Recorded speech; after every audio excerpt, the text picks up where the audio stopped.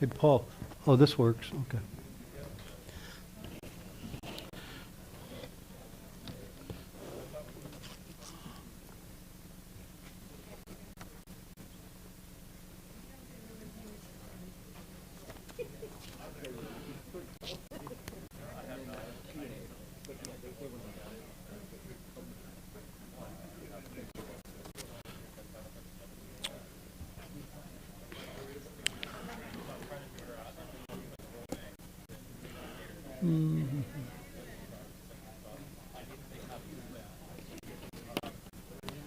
What's up, Carol?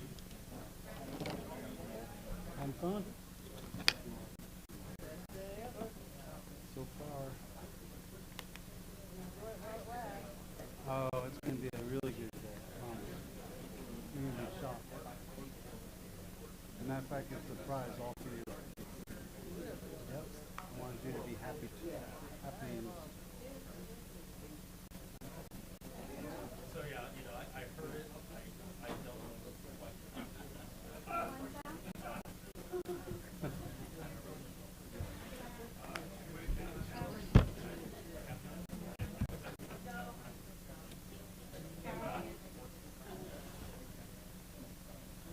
No, start a little bowl.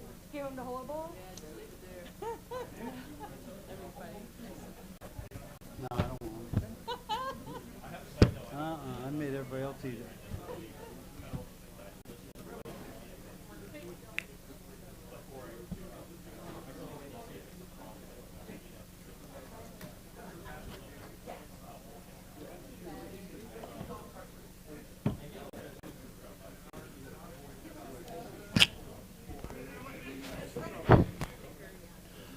Alrighty, let's go ahead and get started.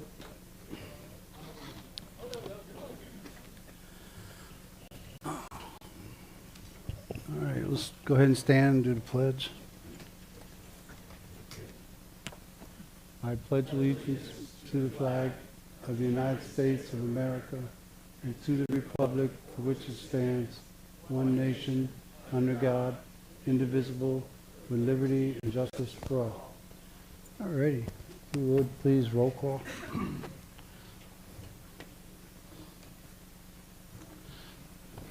Councilmember Morganelli, Here.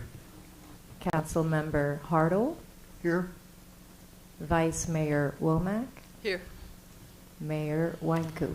Here, thank you. But this young lady over here to do our prayer for us, if she wouldn't mind. Can you announce where you're from and all? Thank you. Can we stand sideways? Absolutely. Is that on? This speak.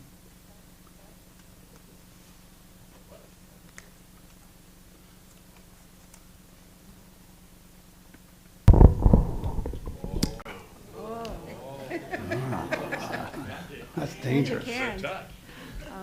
I am Pastor Sherry Young from 17015 Porter Avenue, the church at Montverde. Let us pray.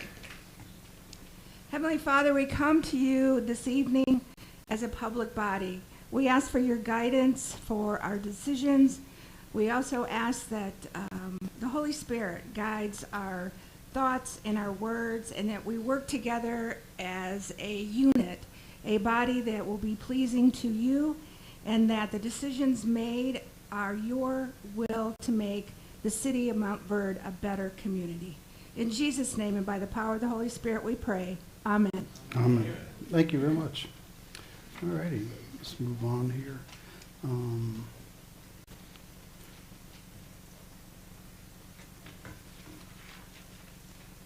Presentation and administration matters. Guess we don't have any.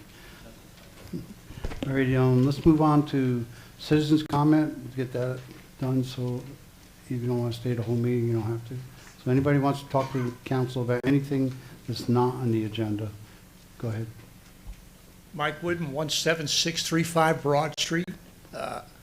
I've lived here since 2012. I know a lot of people have been here a lot longer. But I want to thank the council the mayor, and even the staff for what's happened here in the last years since I've lived here. You know, we've gone from a strong mayor government to what we have today, which I really compliment. It's really turned out. I had my doubts, but it's worked out good.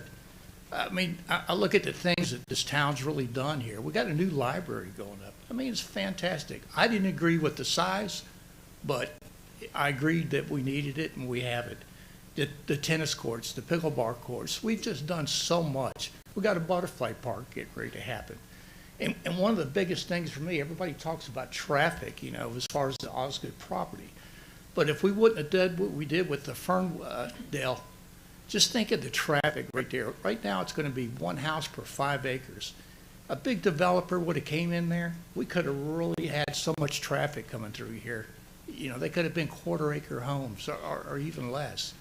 So our council and our mayor and the staff, you know, have really done a good job, and I appreciate it. It's going to keep me living here longer in Montverde because it's kind of what I lived in Gotha for 30 years. I just seen it go to heck in a handbasket. So, thank you. Oh, thank you very much. Thank you, Michael. Well, who can top that? I'm not going to try to top that one. Brad Long, 17201 9th Street. First, I want to apologize to the residents and to the council for Sunday's event that we had here with Special Olympics. It was a bigger event than we expected. Obviously, all the residents had traffic troubles in the morning. We had over about 1,300 participants in Special Olympics. All of them showed up at one time instead of throughout the entire day. So that's the first time we've ever held Special Olympics on our campus. We do Dreamplex, but Special Olympics is their regional games. Then they'll have their state competition coming up here in May. Big event for us, but obviously it was us giving back to the community. So just wanted you guys to be aware of what that was, where we had basketball, bocce ball, cheerleading, soccer, and tennis events here on campus. And then that same day at Lake Minneola High School, they actually had track as well with about 500 participants. So a big event in Central Florida, the first one in Lake County with both those events. So that's huge just for that district. So thank you, and I apologize again for all that traffic concerns. Just on traffic as well, I want you guys to be aware from the Academy's perspective, we're already planning for 25-26. As the mayor has mentioned before on our concerns of traffic, we have already looked at our half days right now. We have pretty much a 15-minute window between our traffic. We're pushing that to a 20-25-minute window between our lower school and middle school to get our traffic from lower school off campus and then help with our other traffic from middle and upper. And the same thing with next year, we're looking at bringing our teachers in a little bit earlier so that they're off the road, they're in the classrooms, which will help about 200 staff to get on campus before the rest of the traffic comes. Those are things we're working on. We also have the access road that we've actually completed in the last couple of weeks, along with the parking to help out with another car line to get them off the street and the back side of the road. So just want to pass that news on to you guys. So thank you for your patience. Well, thank you. Thank you, Brad. Yeah, that's a great event, the Olympics, Special Olympics. Yes, sir. Farmer Banks Helfrich, Clay Road District, South Lake County. Farm tip of the day. You can take peanuts, raw peanuts from Ace or Publix. You can put them in water for 2 days. They'll crack open a little bit. Then you can take that whole shell and the peanut, put it in the ground about 2 inches, and in roughly 120 days, 150 days, you'll have peanuts, yes, in Florida. Mayor, council, distinguished guests, welcome to April, tax month. I have not met anyone who likes to pay or wants to pay taxes. In fact, death and taxes have an association with each other. However, what exactly do taxes pay for? Many of us, I think most of us, drove on roads to come here tonight, and those roads are paid for by our taxes. In fact, I think the county has informed me that 1 mile is about $1 million. More than $1 million, okay. The air we're breathing right now is funded by our taxes. The water in the water fountain, it's potable, it's drinkable, again, funded by our taxes. People that are in here, our sheriff, his team of detectives and officers to serve and protect us, funded by our taxes. Fire chief, probably the county fire chief are here. EMTs, firefighters, paramedics, to make sure that within 7 minutes they're here for any emergency, again, funded by our taxes. In fact, clerk and the city manager, funded by our taxes. Clerk does not get enough attention, I think, so thank you. In fact, you all right here are funded by our taxes also. In fact, without taxes, we wouldn't have government on a municipal level, on a county level, on a state level, or even on a federal level. A friend of mine said to me once, freedoms are not free, and I can agree with them. Freedoms are not free. Government allows us to have liberties because we decide that. And without government, we wouldn't have our liberties. So freedoms come to us because we pay our taxes. So welcome to April. My name is Farmer Banks Helfrich. May you all be blessed. Thank you for allowing me to speak. Thank you very much, Farmer Banks. Alrighty, anybody else? Come on up.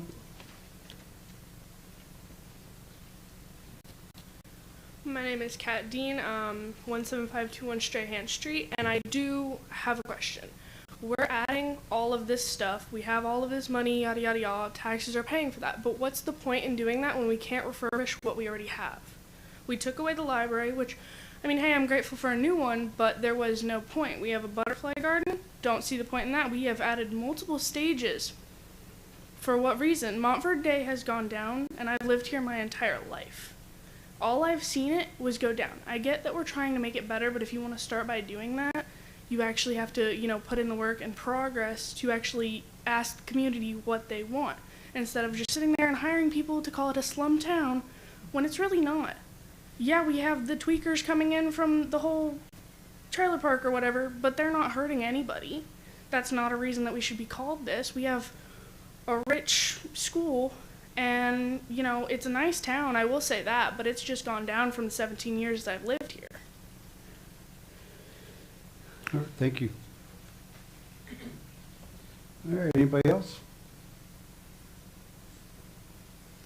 All right, let's move on to the schedule, unless anybody wants to talk about anything. All righty, let's go down to number 3 and go to department and committees. We'll start off with our town manager and his report. Sure. Thank you, Manager, Council, and our citizens. Just want to kind of start off and give you an update. It's been a little while since I give you an update on the various projects that are going around in town. Kind of want to start it with the developments that we're providing utilities and services to, and let you know where those are at. So Apopka Sound is the development that's over by Orange County. That's in our 180 district. I apologize. I'm not sure why we're getting all that feedback. That development, we do provide water and sewer services to. They're outside city limits. 86 of the 91 lots have been built on there. And so in the near future, when we get to our budget, I'm going to give you a little bit of breakdown, what's that doing from an income level, and how it's assisting our water system a little bit more in detail, since now we're kind of more into a maintenance mode than a development mode on that. The Hills of Montverde, which we provide water and we'll provide sewer service to that as well, has 92 lots on it. They have not started construction on it. I have visited with them in the last couple of days. They're probably looking summertime that they're going to probably pull about half of the permits. They're kind of waiting for the road to get done. They've been a little bit delayed because they can't get power to the site, but they're supposed to get that here in the next couple of weeks on that particular one.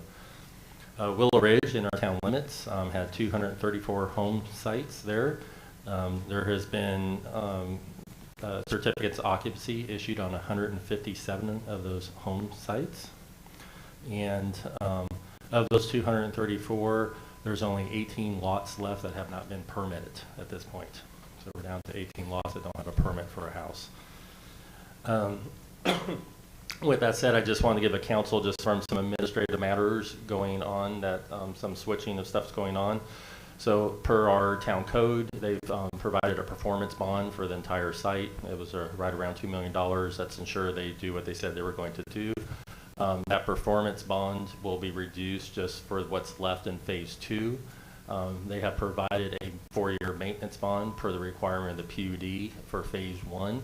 And we'll be doing a probably a punch list walkthrough next month sometime, so we can get to the point of getting a maintenance bond on phase 2 for that. We've met out there. We've been still having some issues, just so you know, with the irrigation water system and with the wells going down. So we had everybody on site today. They're going to work on 2 of the wells urgently and get those back up going. And we've come up with a plan to do an interconnect to supply for when there's some issues going on with the wells, so we don't lose pressure out there. So that's been the one ongoing issue. I've explained that at a couple other meetings for whatever reasons. We're having some sand in the water. The wells keep going down, impeller problems, things along that line, and pressure drops. So we're going to try to get that rectified. Then basically that development's getting close to going over to from a development side to a maintenance, probably within the next 6 to 9 months on that. I want to let you know, if you recall, the town received $5 million in ARPA funds from Lake County, originally for the sanitary system.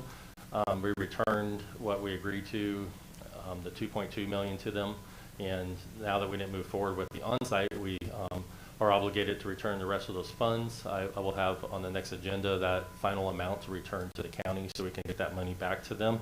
However, some of that money we're returning to them. We spent roughly $1.6 million total going through the system between all the surveying the entire town, the system, preparing plans. We were, we'll thank Sandy for this. She's been working hard with our Woodburn Kern folks.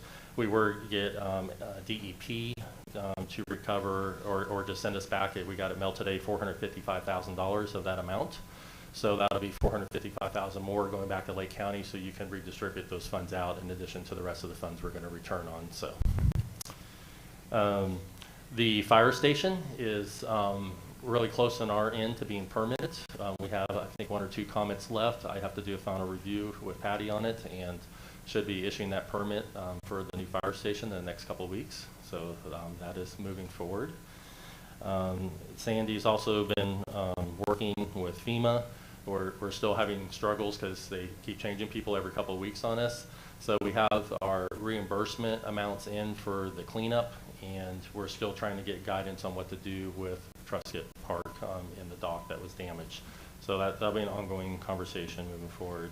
I want to remind everybody our Easter celebration is April 19th, our Easter egg scramble, where we put 5,000 eggs out. We're going to incorporate a few neat things in for our centennial into that. So make sure you come out Saturday for that. We also will have some inflatables out and various things. So there will be flyers coming to you on that. April 26th at 9 o'clock is going to be a community-wide volunteer day at the Butterfly Garden. We're going to ask if all of our citizens and neighbors can come and bring a shovel, and if we all pitch in for 2 hours, we can put a couple thousand plants in the ground together and get that butterfly garden ready to go. Farmer Banks, hopefully we'll see you there too. Come join us. And lastly, the town we're going to do on May 3rd. May is our actual centennial month where we celebrate our 100 years.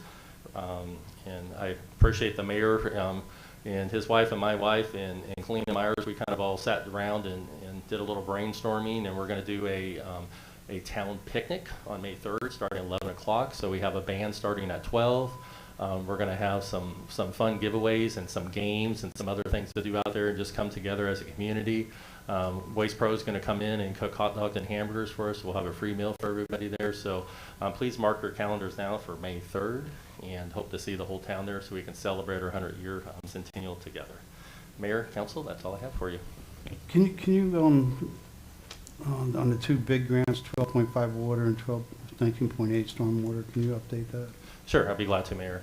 So on the $12.9 million that we have for the water system on March 26th, the council heard a facility plan presented by Woodburn Kern. That was the last step in the plan to get approval. So actually I was talking with Woodburn Kern today. We're finishing up the final minutes. I was wondering if that was this. That might work. I made it worse. Yeah, flip it off until someone comes Yeah. up. There we go. That's better. So They should submit, Mayor, they should submit that facility plan next week into DEP. We're expecting about a 4 to 5 week review and some comments. Then we should be able to go ahead and get into the construction or design phase here in the next few weeks once we get some comments back on that. And that's for the water tower? That's for the water. So we do have the water tower itself is at a 95% design phase. It's ready to go to bid. The redundant well is also ready to bid a 95% design phase. We're going to start in the next couple weeks the design for all the water lines underground that are undersized, the loop connections that we're going to make, and the fire hydrants that need to be replaced in town. So we'll get that design while that's going through the facility approval design on that piece. And we're looking to run a line down Ridgewood in Montverde towards the mobile home park? Correct. And so there are a couple areas in town that we have undersized lines on. That is probably one of the worst ones we have is Ridgewood toward the mobile home park. We're feeding that, I believe, off an 1.25 inch line to the houses out there, and we have no fire hydrant services down there. So we would look at bringing that one up to a 6 inch. We also around, let me think, what's the single one-way road right here at 455? Can't get it to my head here. The one-way street. Yeah, I know what you mean. I want to say Alpha, but it's not Alpha. Yeah. Anyway, that little loop that's off 455, some of that's run off a 2 inch line. So that would be an example of how we would create that.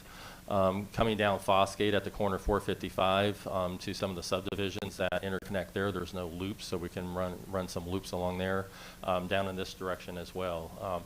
Mac Terrace, there's a couple areas that we have dead end lines at the end of cul-de-sacs. I'm going to look for opportunities to connect those in to get water circulating better through that side as well. So anywhere that we have a dead end line, basically we want to add loops, or an undersized line, we want to increase those so we have a better resilient system. So increasing bacterias will help with their sediment. Yeah, so more water you have flowing in different directions from different sources will definitely help. Yes. And then Ridgewood, that'll put a fire hydrant down to the end of our property. Correct. Where the town ends. Correct. Yeah, we also have a few little issues, kind of down here in the Strahan area, the 3rd Street area, where we have some lines that need to be looped and a couple that are undersized in there. So we have some galvanized lines in there that we'll look at replacing those as well and bringing those up to the current standards, and making sure we have fire hydrants properly placed throughout town and make sure they're all functional as well. This little area along Porter needs a lot of work as well. On the other one you asked about, Mayor, the $19 million for the stormwater grant, we did a discussion at the last meeting, just kind of doing a review of that project, and we're including most of 455 in that to do that for stormwater improvements. That includes some street improvements. Also includes 8th and 9th Street, Highland, up Ridgewood, pretty close to the entire town will be included in it, because we're such a small town. We can go ahead and include most of the town in it. Then we're going to really look for opportunities to create curb and gutter and storm collection system along 455, and also do some other improvements as we do that. Also have on that project, been working with the county. They've been real receptive about giving some impact fees from developers to assist with some left turn lanes in front of the Academy area and down 455 to improve traffic. And as of yesterday, all of our, we put in a request. I'm sorry, I don't remember the amount. I want to say it's $175,000. We put in a appropriation request to the legislators, and insofar it's made it through all the committees, and that would be for crosswalk and sidewalk improvements in front of the school area there to assist with that. And then also the Academy's been really good to work with, and eager to work with us and partners in some ways in the project by possibly some land and maybe some other things that would help these projects move along. So. A lot of things moving and rolling. I think we're going to have some really nice improvements and things coming to town that will do a lot for stormwater, water quality, and traffic congestion in town over the next year or two. I like to say at this point that 5 years ago, we didn't have a town manager, and the council chose to change our government from strong mayor position to a town run by a city manager, and the council reports just to the town council. And it was a big, Alan remembers, he was on council, and I was on council, and it was a big gamble in a certain way, because we were the smallest town in Florida that's going to have a city manager. And after doing the strong mayor position for 5 years before that, I could tell you that the strong mayor had full authority on whatever they wanted to do, and whatever. I mean, they could write themselves a check, they could do anything, and there was nothing anybody could do except vote them out the next election, which was, in my opinion, was a big problem. The council agreed, and we asked residents to change the charter. They agreed. We changed the charter. We interviewed people. Anita was here too for quite a while, and so was Sean. And we interviewed people and went through the whole process. It took a year to find a city manager a town manager, I keep saying city, a town manager that we thought could fit the role. Paul came in, he's been doing an outstanding job of doing what a town manager does, get the funds for the town that we could never have time to get, or didn't even have the knowledge to get. Our engineers, they would tell us about the grants and stuff, but we were scared of it. We'd look at it and go, who's going to manage all that in the town? The mayor, worked a full-time job, and he was running the town and the admin and the public works and everything else and all the problems. And same before me and before them. So I'm very happy with the way everything rolled out in the last 5 years, and I hope the town residents are happy too, because we're putting things in place that we had never stood a chance to do before. I just felt like saying that. All righty, let's move Mr. on. Mayor, one other Yes, thing sir. too. If my feeble memory serves me, 5 years ago, can you tell me how much federal grants we got after our residents every year giving money to the IRS April 15th? And it went one way, and we never, ever saw it, with the exception of hurricane damage. We'd get FEMA, and that was it, zero. So that's my fond memories of those wonderful, good old days. I would go to city manager meetings every month because I was learning an unbelievable amount of stuff. It was just amazing. And of course, I'm sitting there, the only mayor, and they're all city managers, and they would kind of chuckle and all. And I would hear about this, Claremont got $30 million, the county got $48 million, Howie, not even Howie, but the little towns like Mascot would get, $20 million. And I was sitting there going, we're missing the boat entirely. But we didn't have the personnel to do it. And, we talked to Sean, we talked to Anita. These are the people we trusted, our professionals. And the council, Billy was on it, and Judy was on it, and Jim Lay was on it. And, we all finally said, let's do it. And everybody agreed with us. I was tickled to death when it got passed. Okay, I'll stop. Our town attorney. Thank you. Our town planner. Lisa. I'll give a brief report. Thank you. Between February and March, we processed about 40 zoning clearance applications having to do with fences, pools, and single-family homes primarily. And we're also working on the comp plan changes coming up for you next month. And that's all I have. Thank you. Thank you very much. Our county commissioner. You hear me? Okay. So Sean Parks, your county commissioner, report on a couple of things tonight. Remember I mentioned this last time in June. There's a meeting that's going to come up that we're inviting everybody to. It's a workshop for the county. It's on this idea of a charter, being a charter county. So keep that on your schedule. I think there's invitations that have gone out to that. Certainly want you to be there to listen and provide input. Following up to that, 2 weeks, I think it's approximately 2 weeks, and I'm not sure, Paul, I thought we were talking about this. You may have gotten the invitation, but it'll go to you as well, where we're going to have a meeting following up after the charter discussion with all the cities in the county at a roundtable setting like this in Leesburg to discuss the joint planning agreements and moving forward with those. As you know, you've been a leader in joint planning agreements. You're close to getting one with the county. So is Grove. One is very close as well. Also Claremont too, I think is pretty close. So, not surprisingly, you're a leader in this, and South Lake cities are. Big believer in joint planning agreements and how they address growth, forcing the communication between, actually forcing it to occur between city and county staff, the development staff, to address issues about annexations and everything that you're hearing about right now is a big concern, particularly annexations in rural areas and rural transition areas. So just remember those two workshops, because I really want you to, one or a couple of you or all of you, if you can, to attend that, one or both of those. And then finally, well, two more things. Land Acquisition Committee, the voters, of course, all of us authorized that by 80% of the voter electorate last fall. You know that. The Acquisition Committee is, the application period is closed for volunteers to be on that citizens panel. I think I was told today or yesterday it was closed. So now we'll go into this setting up the actual committee. And I think by this summertime, that committee will meet to start looking at applications for acquisition for lands that would be acquired through that bond. And then finally, the Outside Collaborative is being held on 24th and 25th of April in Claremont, the Claremont City Center. You all are invited to this, as well as elected officials. I'm encouraging developers, builders, anybody in the industry to attend this as well. What is the Outside Collaborative? It's an organization, nonprofit. It was set up through Cherry Lake, a great Lake County business in Groveland.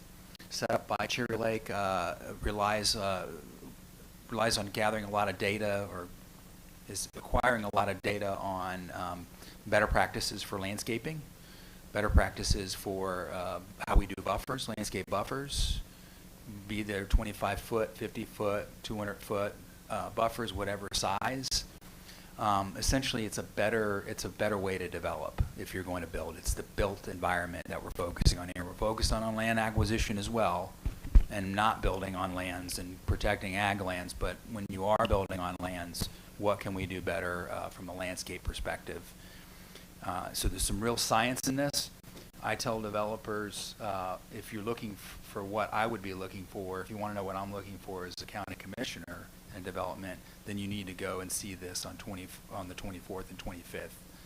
It's a good indication of what, it's a much higher standard, preserves natural resources, but also the way we reduce water consumption as well, which is a big deal right now. I mean, it should always be, but particularly focused on right now. So Outside Collaborative, the 24th, 25th, right here in Claremont, so it's super easy to go to. You can pick a bunch of sessions or one or two and go to those. Public's invited to those as well. You can jump in, listen to those sessions, and learn something and see the direction that we're going in Lake County. Would you mind emailing me, maybe copy to council on the different schedule you just Absolutely. said? And that might be helpful. That's all I have. Sean, this morning I was in an ag seminar down in Avon Park, and I got to meet one of the, she is the Florida Department of Agriculture's Consumer Services #1 person. Her responsibility is from Pensacola to Key West. And what you talked about, I was really surprised how the explosion in Fort Myers across the state, 60, 70, further north, 74 around Lake Okeechobee, they are talking about that at a higher level than we are even thinking about it here, because they're seeing the explosion of growth down there now. What is literally, fortunately, our town and Lake County has some kind of, shall we say, sanity and zoning and how they're building. And then she was just telling me stories about how they're zoning for, you know, sky rises and as fast as you can put them up, and they're concerned about their exact same thing, buffers and everything else and clean water, and it's like we're going 2 steps backward. So it's a big thing on the ag people, and for DEP are going hand in hand in this. I was surprised at it. So Yeah, big deal right now. Do you think before the Charter County meeting, we're going to have our second meeting, can you give a 10, 15-minute Yeah, yes, sir. update on what that is exactly? You had asked about that at the last meeting, and I'll be happy to do that at some point as we get a little closer. Before the meeting? Yeah, before the meeting, yeah, Then and we'll for the public, so they, can see all Yeah, this. just so we walk in with some kind of knowledge. Yes. Ready? And Sean and council, just so you know, the only meeting invite so far I've gotten from the counties for June 30th, and it says to discuss JPAs at 1 o'clock at the Venetian Center in Leesburg. Okay, so that's the follow-up meeting, that's June 30th? So I haven't got one for the initial meeting. All right, That's so the for the follow-up. charter meeting, the charter workshop meeting, you have not I received? have not Okay, received anything. I'll make sure that you do. I just checked. All right. All righty, let's go ahead and go through council. How about you, Alan? I'm pretty good, actually. A little concerned we're getting too dry, too quick, not enough rain. So going back to our consumptive use permits that we're struggling through, just be a little careful when you water and how and where and windy conditions. And of course, every Saturday it seems like I water in the morning, it rains in the afternoon because the weatherman said 0 chance of rain. So just that's how it works. So politicians and weathermen. Yes, thank you. But other than that, I'm pretty good. So, All right. Thank you. Carol? If you would just continue on with your Saturday morning water, because I appreciate it in the afternoons. Everybody is. It is dry. I know that in recent council members meetings we spoke about, speed control and the possibility of looking into more electronics, the possibility of looking into more of the electric signs and things such as that. While we're waiting for that to shake out, is there any way we can get some additional speeding signs put up on Ridgewood and Fosgate, along with a couple of signs that just remind people that it is a double yellow line and there is no passing? And the only other one is, all right, the 45 mile an hour speed limit sign coming out of town as you pass through Bella Colina is hidden pretty well. And there are a lot of people that just run that 455 route at about 30 miles an hour. So if we could maybe reposition that 45 mile an hour or clear off the vegetation around it in some form or fashion to make it more visible. Which one is that again? It's the first 45 coming out of town as you go up the hill. By the church. Oh, Yeah. okay, I see. And Sean, also the reduced speed as we're coming into town that's in the county, if they could look at those too. The Highway Patrol mentioned that to me actually last week about it. See if the county can trim those, because he says that could be an issue with tickets. All right. Thank you, sir. Yeah. That's it. All right, Joe? Yeah, I have a few things actually. First, if you guys get a chance, I have a meet and greet on Saturday from 11 to 1. Come sit, have coffee, let's talk. I brought up at the last meeting, the strategic planning meeting. I don't know if council had a chance to think about that, to come forward, and maybe we can set a date for that, if possible, if we all agree. What was that? I'm sorry. That strategic planning that I brought up at that last meeting. I was wondering if you guys had a chance to think about it. Paul, I'm going to actually ping you on this one a little bit, where you and I had talked about the incoming calls and how they're handled. Are you able to briefly explain? I mean, it was only like, I think, 2 sentences you said about how they're, well, actually, correct me if I'm wrong. How about that? What Paul and I discussed, well, I guess you guys have all heard me talking about quality of assurance and those kind of things. So one of the things that Paul had discussed and I guess implemented, which was that you guys are trying to answer the calls on that with the initial person. Am I correct? Sorry. When we get a call in for town for service, we always try to take care of that call if that person's available to answer the question when the call's in, because it just saves obviously staff time to try to do it on the initiated on the first time it's around. So that's always our goal. You know, a lot of questions are related to water, and so I always encourage Melissa, who's our new water person, to try to answer those questions and spend some time, so we just don't send Public Works out unless we have to. That's kind of like if we can't get that resolved at the phone conversation, then we do that. Thank you. So, yes. That you did much better than I did on that. Thanks. The dog park, it looks like we have new trees. Yeah, we planted 11 new trees around the park area and 2 in the dog park. The 2 in the dog park were actually donated and paid for by Miss Candy and John Keys. Oh, nice. So I appreciate them. They paid for those, and the town put them in. And just so you know, when those oaks, when you first put them in, they do go in shock a little bit, so they'll kind of dry up, lose their leaves, and pop back out. That happens to all the ones we put in the park, and you'll lose probably 10 or 15%. We'll have to replace them. The last bit, which was website update, I don't know if it was Lisa, if you updated that or not, but if you guys ever get a chance to look at the footer of the website, so at the very bottom, there is now emergency info. So if you guys have a water leak during, off hours, there's a number to call. It's the main number to call, and then just go through the prompts, but it wasn't very clear. So if you did that, thank you. So thank you. Hey, Joe, Saturday, where's your meet and greet at? Oh, didn't I say that? You No, can you tell didn't. my mind is Cows. Cows. Thank you. Thanks for clarifying. I knew, but I just, yeah. That's it? Alrighty. And I already used my time, so we'll move on. Beginning balance for the bank account was $6,611,965.77. Ending balance was $5,665,66971. Consent agenda, we got just 1 minute in there. Need a motion to approve March 11th minutes. Need a question. Mhm. I think in the minutes, there was a reference to,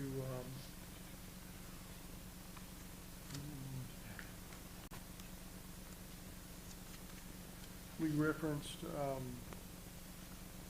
instead of Jim Lay, it was Jim Peacock in a discussion. Yes, Councilman Harder brings up Lake County League of Cities and Jim Peacock previously being representative. That should be Jim Lay was our previous on that. Other than that, that's all I had. Okay, so I need a motion with that change. So move with change. All in Be favor, accepted. need a second. I'll second. All in favor, say aye. Aye. Against, say nay. Ayes have it. Move on, and if you would please, Paul, explain the A and review of draft on capital improvement plan. So council manager, in your packet is our 5-year capital improvement program. This program is required under the charter for me to submit to you every year at this time of year. So I've done some updates to the capital improvement plan.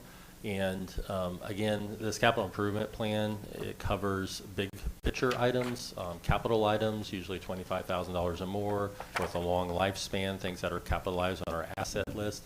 And we kind of list everything, and we put a high number budget to everything in that. And what we use is capital improvement program. Just about nearly every grant you write or program you go after, they want to see if it's in the capital improvement program. So we try to be very broad, very flexible, but really the purpose is so that we're looking forward to 5 years, or what are some of those big expenses that could come up? What are those things we need to be thinking about in our budgets and planning for in future years? And for the first instance, as Mayor brought up earlier today, the very first capital improvement plan we had, it pretty well was the water system. And we had no funding at the time for the water system. It was in our capital improvement program. We got to write that into our grant, and behold, here we are with the money and the funds to do that. So be glad to answer any questions. I don't want to go too much heavy into detail on, because I'm sure you all have read it. It's just an updated one from the previous years. I'm glad to answer any questions. No, so to me, the capital improvement plan is to put everything in there so it's in there. Whether we do it or not, it has to be in there. I'd actually like to see one thing added into here, which is any kind of increase in operational costs or savings as we go forward with any of those, because I don't really want any surprises for our taxpayers. And next thing you know, we have to hire 3 extra additional staff or something else. So that won't be included in the capital improvement program, because it's not a capital expenditure. Capital improvement has to be a capital expenditure. So it's your sidewalks, it's your roads, it's not how you maintain them. That's more of your maintenance and operation programs that you do as a part of your general budget.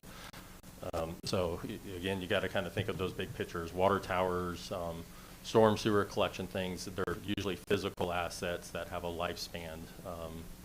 I think a minimum of 5 years it has to be. Is that correct? In the 5 years, and minimum usually 25,000. But in today's world, you're looking for larger assets, playground equipment, things along that line.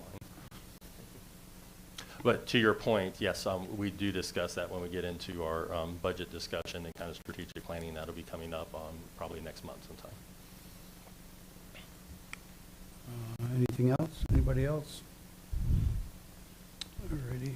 And Mayor, if you guys just could do a motion to approve the capital improvement program, and I'll take that off my plate, and we'll just finalize it. Make a motion we approve the capital improvement plan. Second. All in favor say aye. Aye. Against say nay. Let's have it. And here's the fun one. Can you explain this? Is Anita going to explain this? Or is Paul? You want to explain it, Anita? It's the discussion on the draft ordinance of the supermajority vote.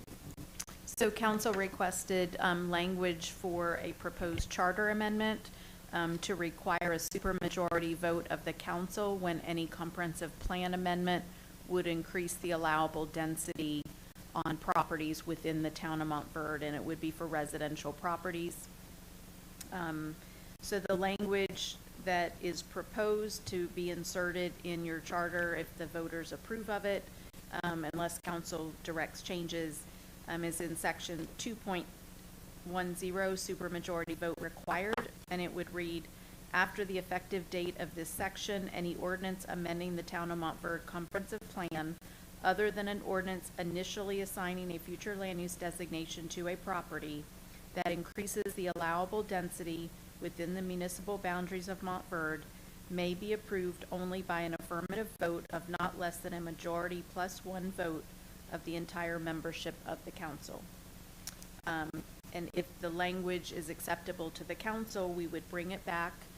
You'd have two readings on the ordinance, and then it would be translated into Spanish, and we would send it in English version and Spanish version to the supervisor of elections to place on the ballot for the November 4th, 2025 election. The ballot question as proposed would be the title, supermajority vote required to increase development densities. The intensities should be stricken.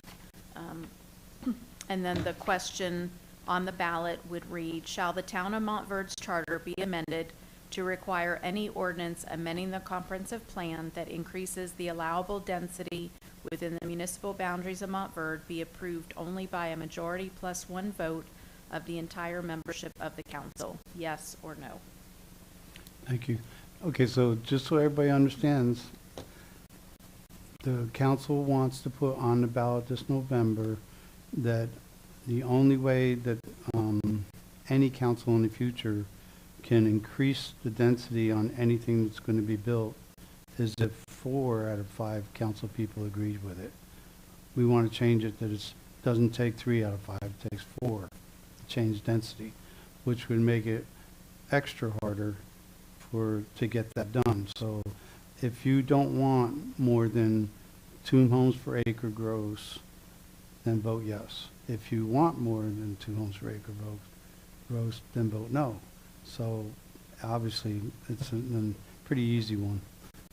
And we're going to change the charter, and the charter again is what the whole town runs on. But this group has to obey, everybody has to obey the charter first, then everything else goes from there. So this is this council's solution on making it harder for anything to ever happen and more density in Montverde going forward. We don't have a lot of places left. You got the 111 acres we just did. It's the 130 something homes. You got the 58 acres over here that we're fixing to deal with on Ridgewood that Bella Colina owns, and the 10 acres that they got that they are thinking about making part of Montverde. But they own the 58 acres no matter what. They have the right to build, but they have to build 2 homes per acre unless this council decides anything different. And then we have 37 acres going down Ridgewood towards the mobile home park on the right that's in town limits, And that's the only piece left that probably won't get dealt with in the next few years. But it borders the south side and the north side of Belclina, and they're obviously the only customer for that. So eventually I see, this is my opinion, I see Belclina paying and buying that 37 acres and wanting to build in it. Again, Belclina will wind up putting gates around it, go in and out of their gate up front, and they build their $2 million houses, and that's it. That'll be it. The only property left in Montverde after that is the larger lots on Ridgewood. I think they're 10-acre lots each. But there's what? Two 10-acre lots, yeah. Yeah, there's, you know, the two 10-acre lots there. They just cut down all the trees and put in the pine trees they just planted. That one and then one next to it. Those are the two bigger pieces. But it doesn't stop somebody from coming in and buying 15 houses with that 10 acres, that 20 acres, and then having whatever, you know, 25 acres, say 30 acres to build on. This extra step will make that extremely hard to build any more than 2 homes per acre gross. Is that pretty clear? Okay, I want to make sure everybody understands it, because I really like to see everybody vote one way on this one, if I can say that. Probably I can't say that. I didn't say that. Wait, go ahead. Come on up. You got to come up. I think you got to turn the mic on.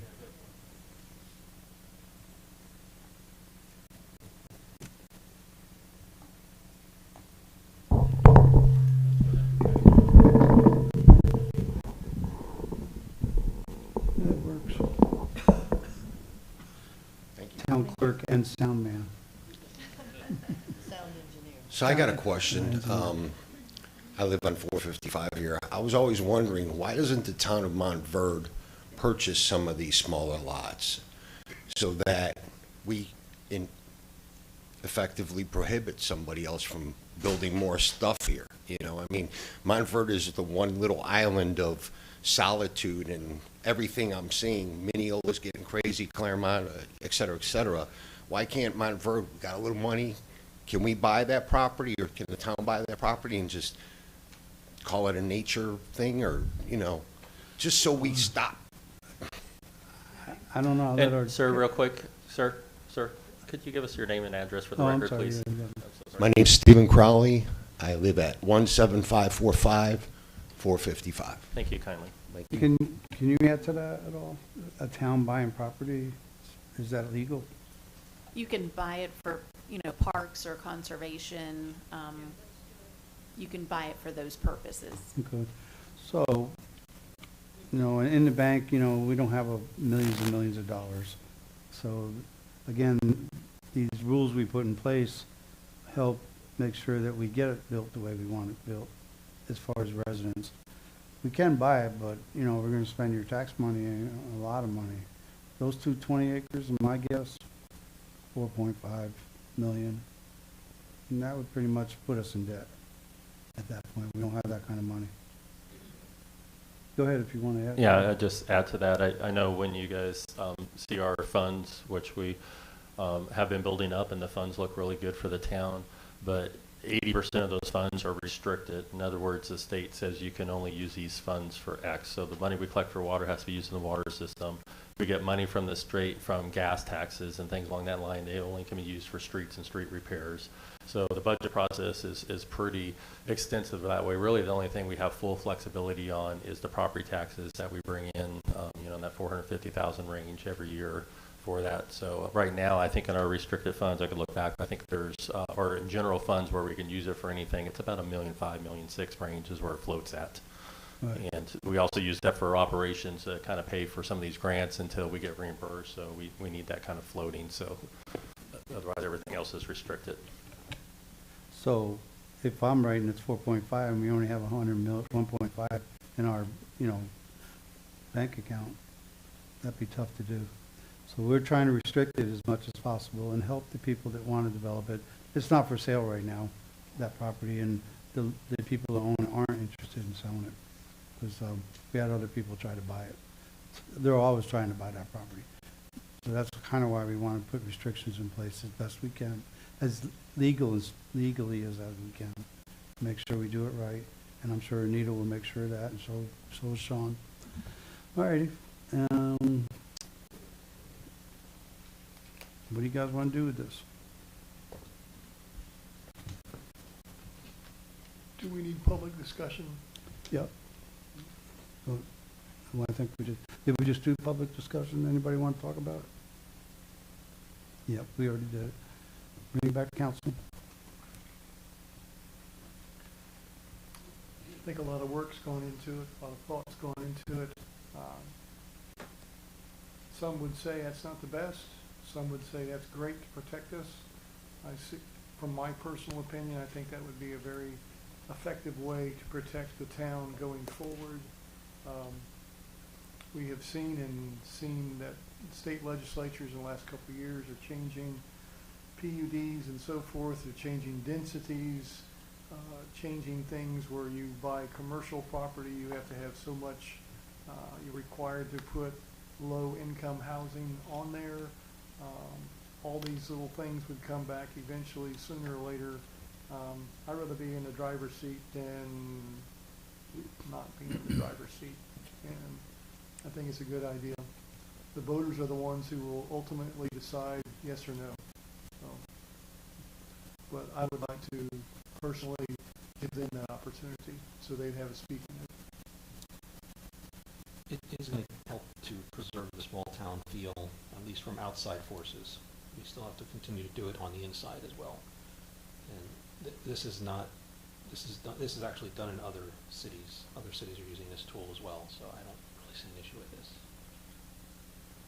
You okay with it, Carol? 100%. 100%. Okay, Absolutely.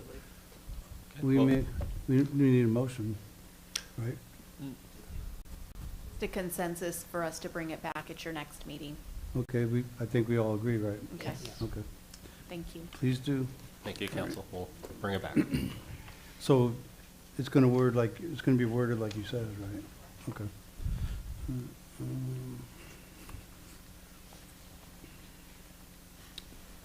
Let's see, we're going to do approval for a skid steer. Can you explain why we need that? Sure, I'd be glad to. So this was approved by the town council as a part of the 2025 budget process to replace our existing skid steer. This is a part of the state bid that we received, which is about 28% off MSRP for the cost.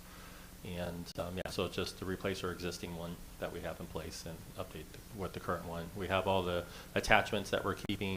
They're Bobcat, so all the attachments stay, but it'll just be the machine itself we're replacing.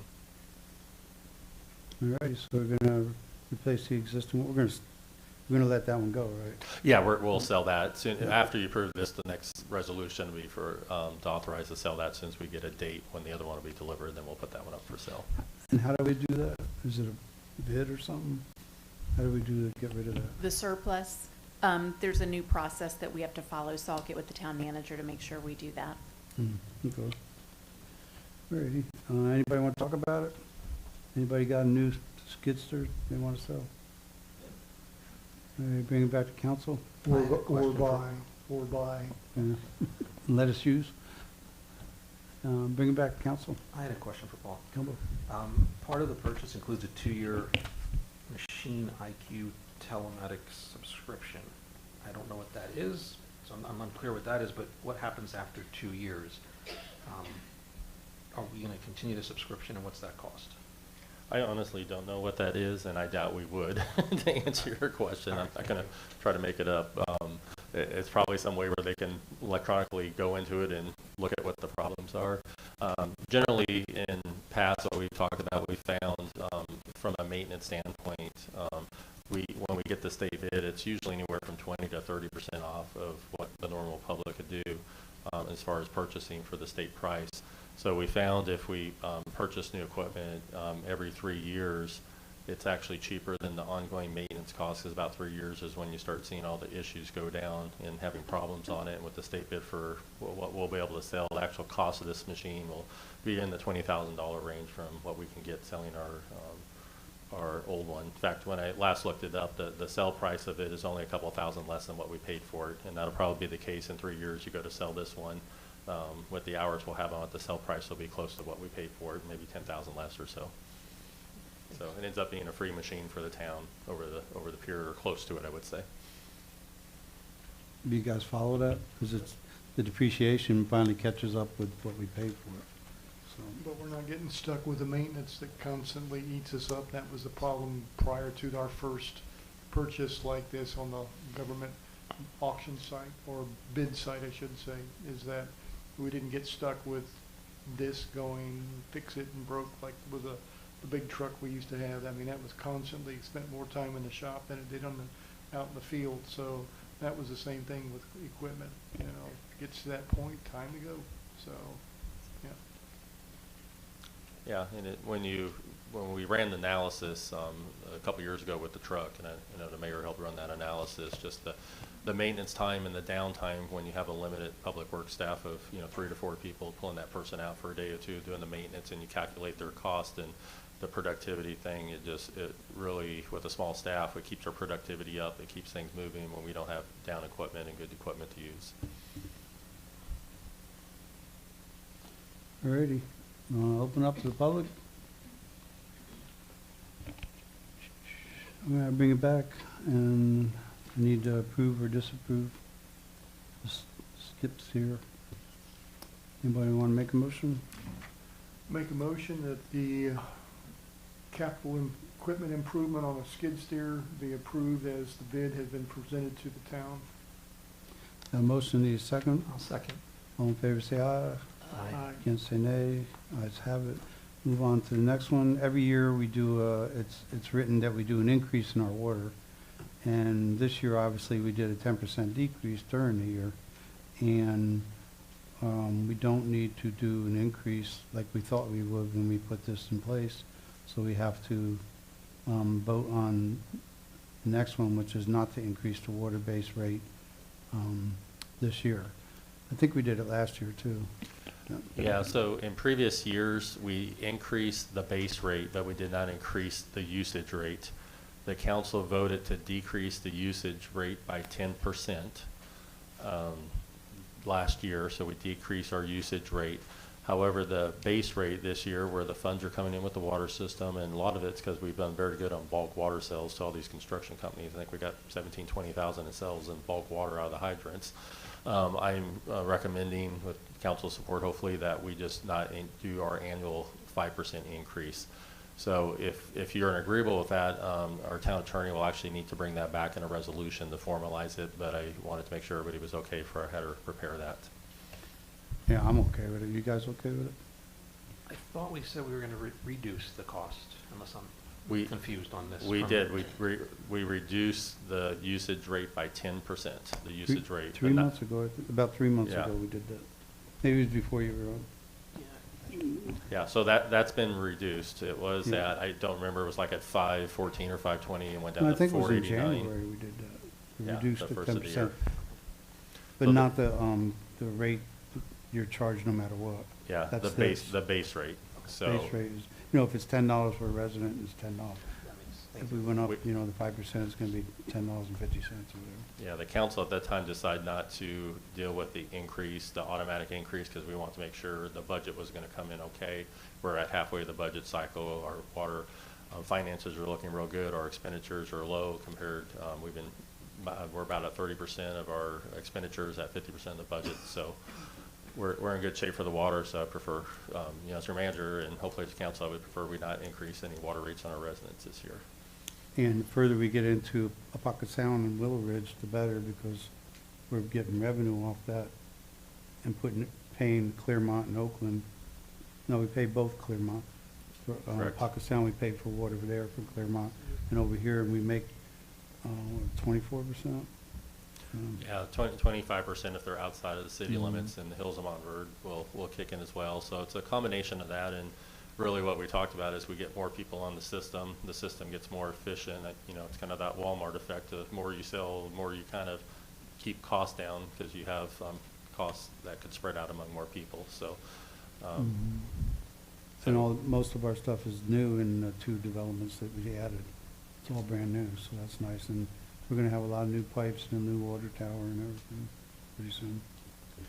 All righty, we'll open it up for the council, residents to talk about, bring it back in council.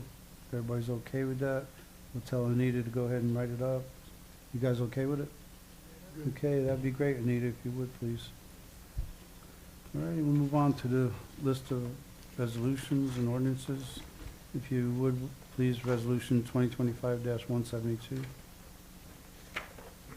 A resolution of the Town Council of the Town of Montverde, Florida, increasing the residential and commercial solid waste fees resulting from increases charged by the service provider to the town, providing for conflict severability and an effective date. Alrighty, this is our waste pro needs an increase. And I can see they chickened out and didn't even bother to come. I was gonna say, weren't they here just a few meetings back for the rate increase? Yep. Yeah, and they're even doing our cookout for nothing. Yeah, so the increase, they came according to the contract we have with them. The increase a couple of months ago you had was the increase for the trash dump, I guess, passed the increase on, or gave them an increase, and they passed that increase on. So the dumping fees went up. This is their annual CPI, Consumer Price Index, cost of living increase, which went up. That's also in everybody's contract. So it takes our total rate that the customers receive currently right now for residential services, $28.61. It goes to $29.39. And I believe it's what, 2.7? I'm sorry, 2.95%. Thank you, Anita. Increase.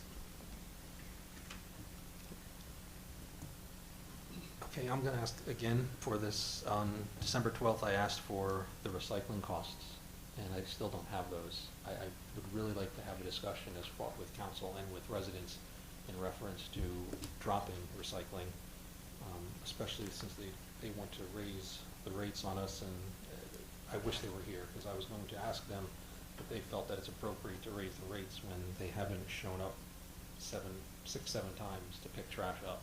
So it's sort of how I feel. I'd rather just, I'll let you guys know. Sure, and afterwards I did follow up with them I had a conversation with them about the recycling costs.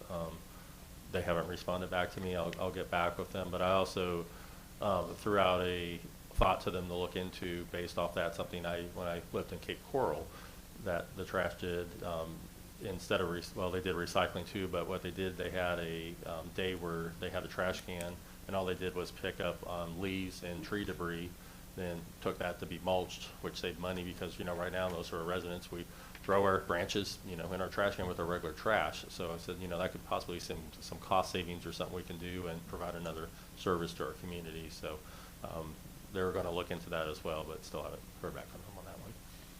I'd like to hear from them, I guess, personally. But this CPI is in our contract that we have with them. If we're not happy with that, I would say all the trash services probably have the same thing where they pass the dumping fees and the CPI on. Anita probably might be a little more aware of that, but I assume that's standard in most contracts. And I really, from what I'm hearing from other trash service providers, they still do, I think, a pretty good job compared to what we see from the other trash providers in the area.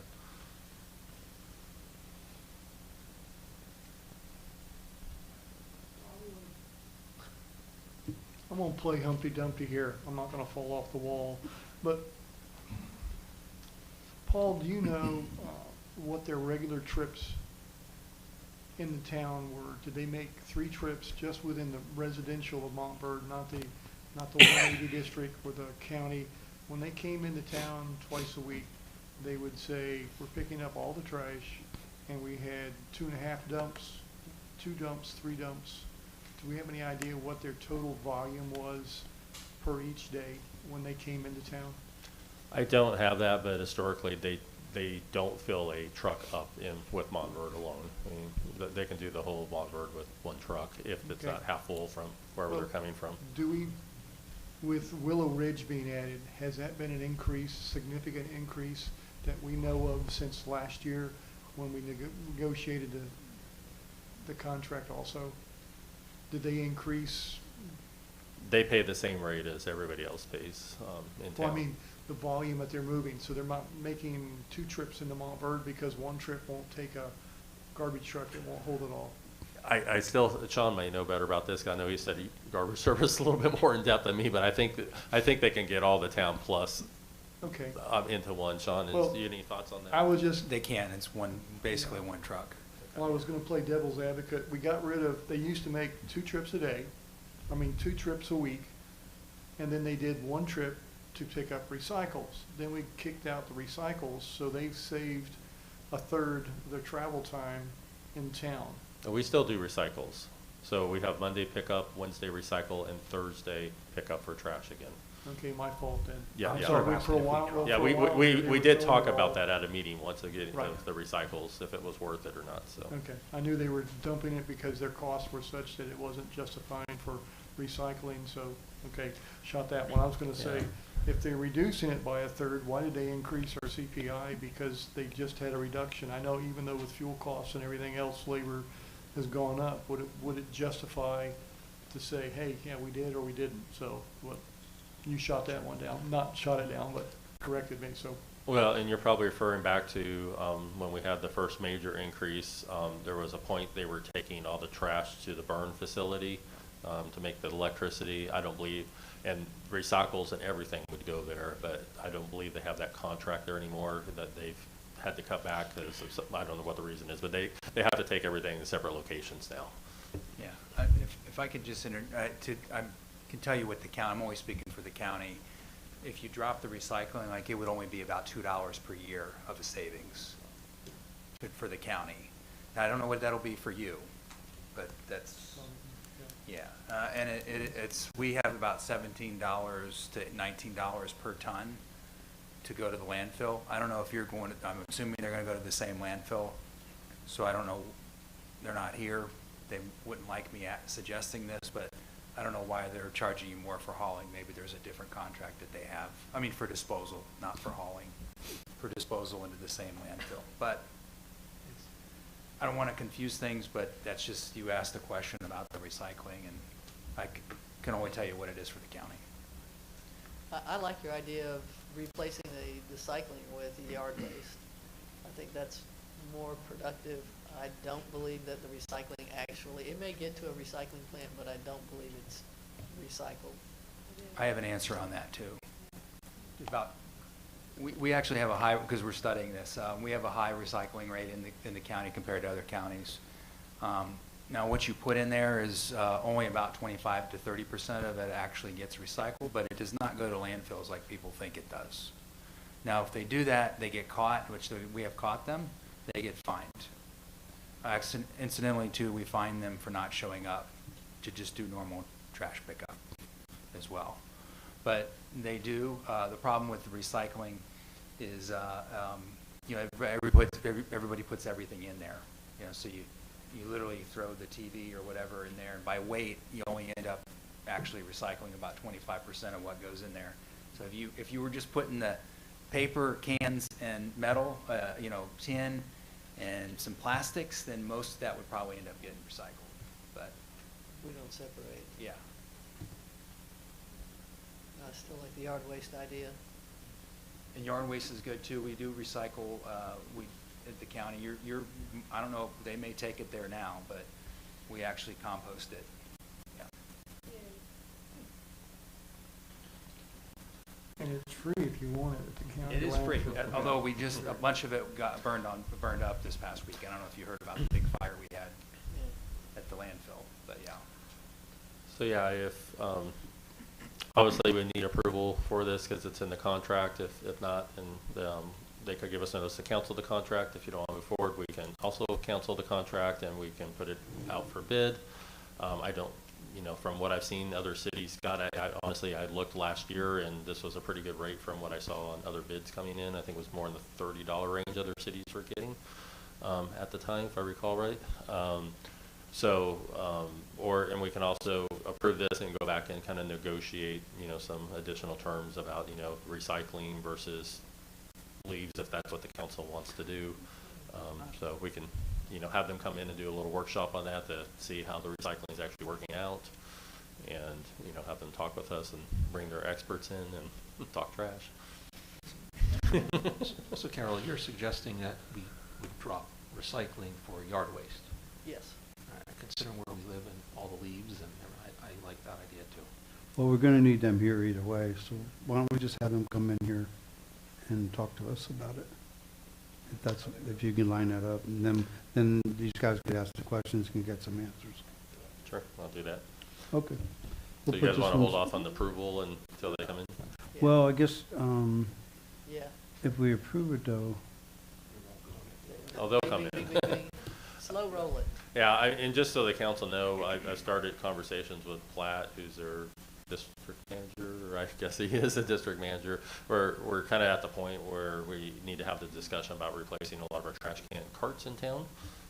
They're just, they're aged, and I know they've warrantied out, and a lot of them are starting to get to the point of replacement, so I've started to have that conversation with them as well. But yeah, well, I noticed that their truck's leaking fluid, and it's eating the blacktop.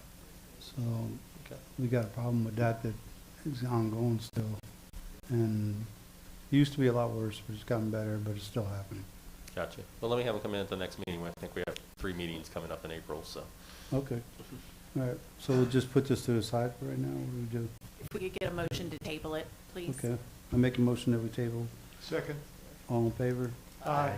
Against or nay? Okay. If you would please, we'll read the 22555 ordinance. An ordinance of the Town of Montverde, Florida, amending regulations in Chapter 10 of the Town of Montverde Land Development Code relating to setbacks for accessory structures, providing for codification and severability, providing for the repeal of ordinances in conflict herewith, and providing for an effective date.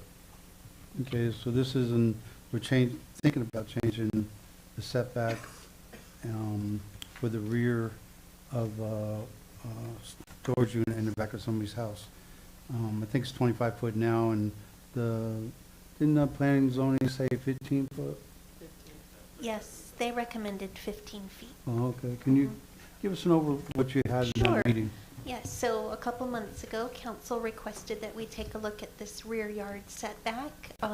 So we looked at, it's currently 25 feet, as you said, in most cases. Oh, I have visuals. Hang on.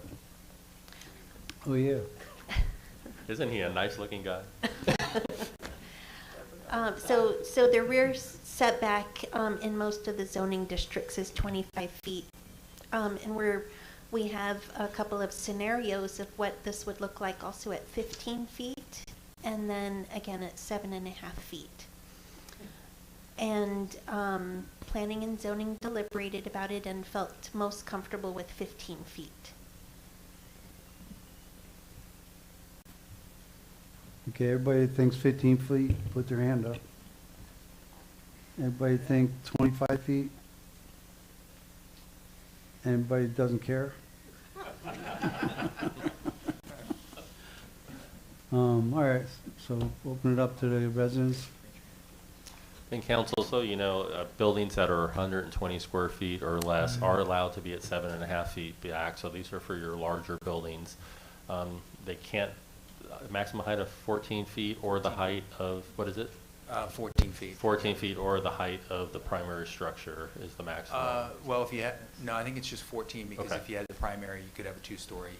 Yeah. Gotcha. So your little 120 square foot shed can go 7.5 feet. That's not in this conversation.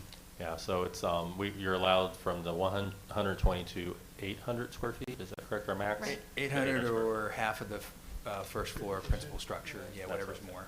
Perfect. But it does say shall not exceed a height of 14 feet or the height of the primary structure, whichever is lesser. Yeah, okay, so, but most primary structures are single floor, probably more than 14 feet anyway. Yeah. For a single floor, yes. Right. But I thought you said something about 2-story. Well, it cannot be, it cannot be higher, it can't be higher than 14, yeah. Correct, yes. Yeah. So what you find, and I think the conversation is what you find is most people in their backyard have a backyard anywhere from 25 to 50 feet deep, depending on the size of the lot they have. So at 25-foot setback, it kind of ends up putting it in the middle of your yard, or in some instances right up to the side of somebody's house. Corner lots have to be 25 feet away from the sidelines as well. So it's just really it's not a right or wrong, it's kind of a preference. We do kind of get some requests now and then that would like to see them in. We don't get a whole lot of variances. We've had a couple, and that's what brought us to necessitate to bring this back to council to just take a look at it and make a recommendation if they wanted to. Okay, I'll open it up to the public. Anybody want to talk about this?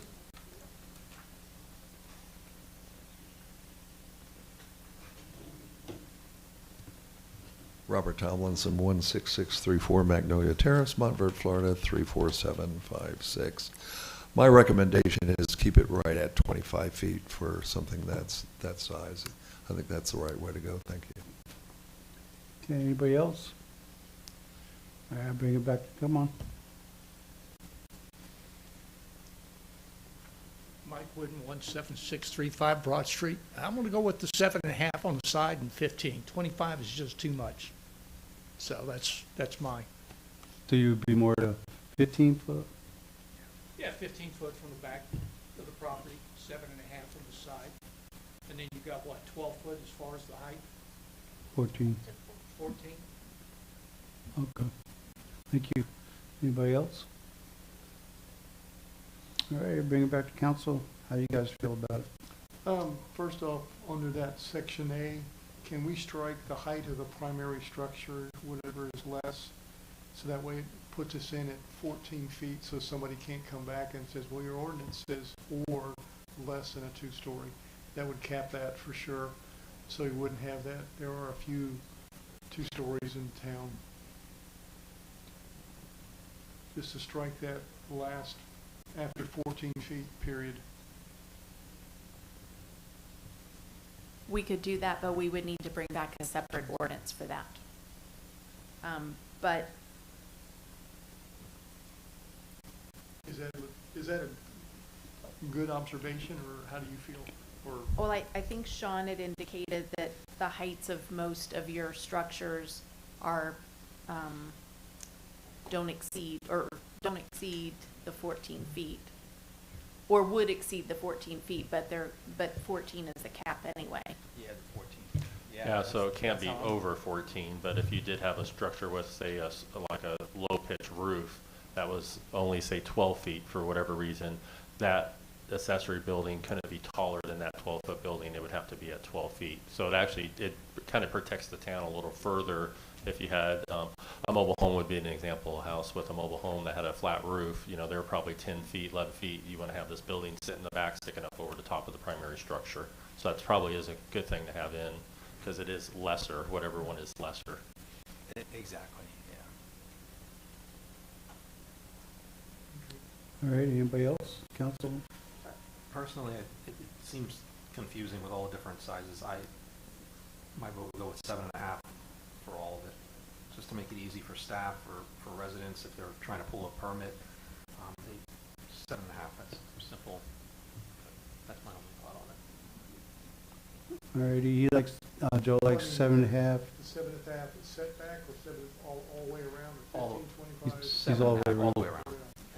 So you're saying it would be okay to put a 14-foot shed, 7.5 from your neighbor's backyard?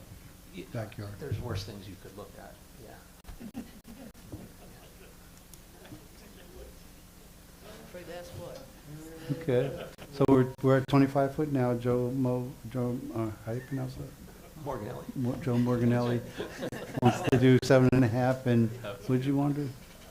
I'm just clarifying, Joe, on all two sides, back and side. I have no problem with that. What, and we limit the fence height to 6 feet? 6 Yeah. feet, Yeah, yep. that's it. So wood towers. So you got 8 foot that's going to be higher. Yeah. Which the diagram shows like a 9-foot tall giant. just so it's clear, if you're looking at that. Well, That's a 5-foot fence, though. Yeah, that's fine. All right, well, he's still quite tall. Like the vest. That's 1920s. It's He's going, celebrating the centennial. there you go. Yes, that's right. What do you feel, Carol? I like the 15 foot in the backyard. I agree. For some of the lots that are a little bit smaller, it does make it difficult to, but just to be clear, this is just buildings. It doesn't affect anything like swimming pools or porches, patios. That's correct, just the accessory structures that would go there. Could I ask Aaron, he was on planning and zoning, could I ask him to come up and explain how they got their reasoning? Would you mind?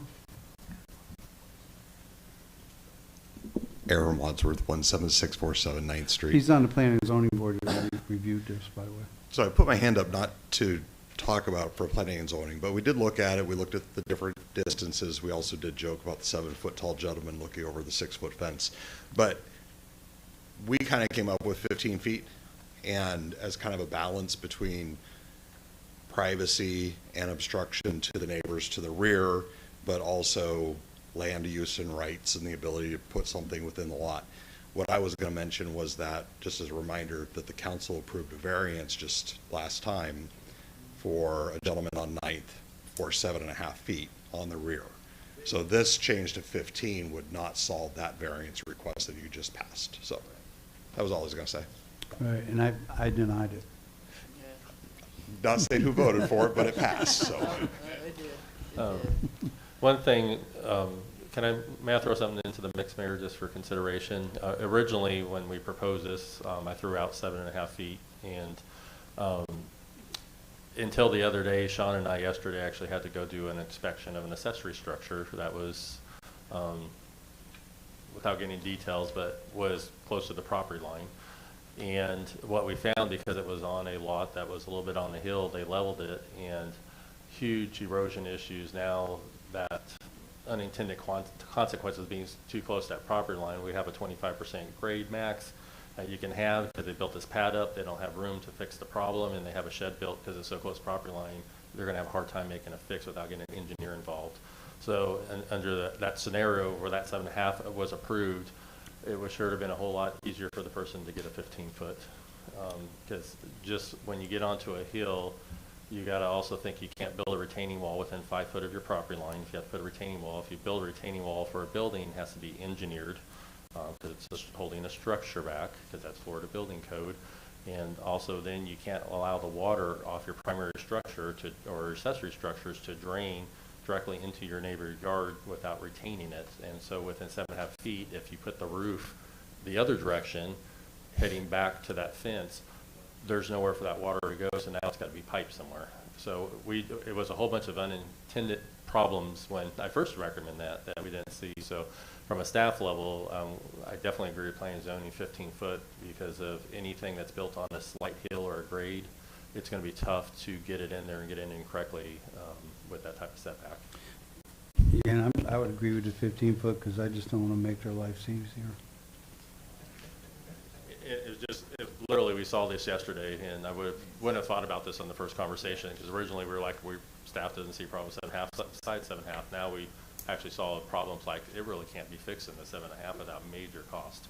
The erosion, I understand, like my shed, for example, I actually added downspouts to it, and I had to run it just because of that reason. So I understand that part on a hill for sure. Now, what you just described, is that the same people that got the ordinance, variance? Yeah, no comment at this time, just that. Okay. Yeah, I want to be careful. We have some enforcement I was issues. just wondering. Yeah. All righty. Well, anybody else want to talk about it? All right, I need a motion to decide which way we're going and see if we can get it passed. I'll make the motion to approve ordinance 2025-55, 15 feet. Okay, we got a motion to make it 15 foot, agreeing with the planning and zoning board. Need a second? I'll second. Okay, all in favor say aye. Aye. Aye. Can't say nay. And that was done. And I will never vote for another. Variance? Yeah, it's denied, denied, denied. Well, There's honestly good variances, but it should be rare. That's what happens when one person decides to run after everybody. You know, that's. Well, you'll have to make all your decision based on the evidence presented to you in the hearing. You can't prejudge, please. That, Yeah, yes, that. because we don't want to get into any legal trouble. Whatever I need to say. All right, let's move on to ordinance 2025-46, please. An ordinance extending and increasing the corporate limits of the town of Montverde, county of Lake, state of Florida pursuant to the voluntary annexation provisions of section 171.044 Florida statute, annexing 1.82 plus or minus acres of real property not embraced within the present limits of the town of Montverde, providing for findings, providing a legal description and a map, directing the town manager to record certified copies of this ordinance after approval with the clerk of the circuit court, the county manager of Lake County, and the secretary of state of Florida, providing for conflicts and severability, providing for scrivener's errors, setting an effective date. All right, thank you very much. Is this goes with that? That's correct, yes. Okay, 'cause There's this- some it's updated maps there It's a little that weren't included. confusing. Can you explain it better? Sure. Thank you, Mayor and Council. The applicant has requested to annex 10 acres into town. I'll flip a map here showing where that is. The 10 acres consists of multiple parcels. That's why you have multiple ordinances in front of you of different parcels. It connects to an existing 58.31 acres that is currently in the town limits, and so it's contiguous to that land. The land is currently in the county, is zoned for light industrial, and this will kind of be a multi-phase process. If the annexation is approved at the first hearing tonight, it will pause for a little bit. We're going to catch up and bring the comp plan behind it. That will make a change to our comp plan. The attorneys will need to work through that a little bit. And then after that comes the zoning process and then the site plan for that. Staff has reviewed this. It is contiguous. With our interest in protecting the area, it does benefit Montverde to have this land within the town limits, and so staff does support this annexation request. Okay, so everybody knows where that is and what recently happened over there as far as the homes were removed. Then, The 58 acres is the yellow, it's already in the town. So that's, can be built on. About 2004, 2005, they had, you probably remember doing it. No, you weren't here. About 2004, they had it all divided up, ready to go, and it was all half-acre lots. And then about 2006, they kind of put up brakes on it, and 2008 happened, and they stopped. So it's been sitting there ever since that. And now, because I do real estate, I can tell you that Bella Colina is 82% built out and permitted right now. 82%. So they obviously own that property. The market's good. They want to do something with it. So we can't, this is what we need to look at. The gate that they have right there, see that one gate where the big towers are? They're probably going to have a gate right across the street from that, and that will go in and out there. So that'll be a lot nicer than anything else. This is my guess. yeah, so at some point we'll get into that, it's kind of a multi-step process, and we'll get into that site plan process. So Mayor, just with the procedural, the applicant is here and would like to come up and do a quick presentation to council before you go to public comment. Thank you.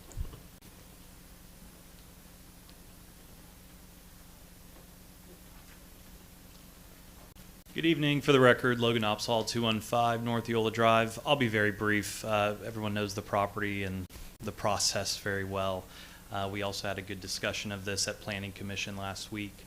But the whole goal here is I think Paul touched on, to be annexed into the town and avail this property to the same process, procedures, and requirements under the city.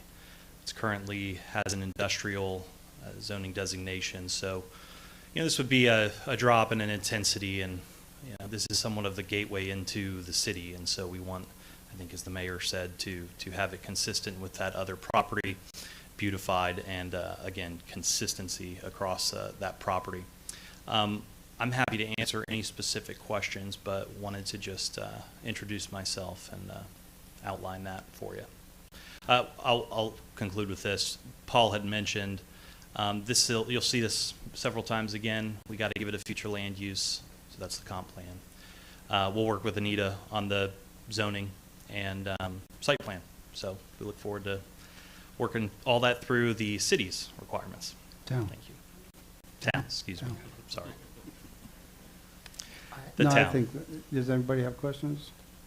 I have a question. Go ahead. Yes, sir. Why? Why do you want to annex it in? Like, why not? Just curious. I'm asking, just curiosity. So, yeah, I'll Sure. let you. Yeah, all of this was an assemblage. This is no different. This is property, unity of use with the existing 58.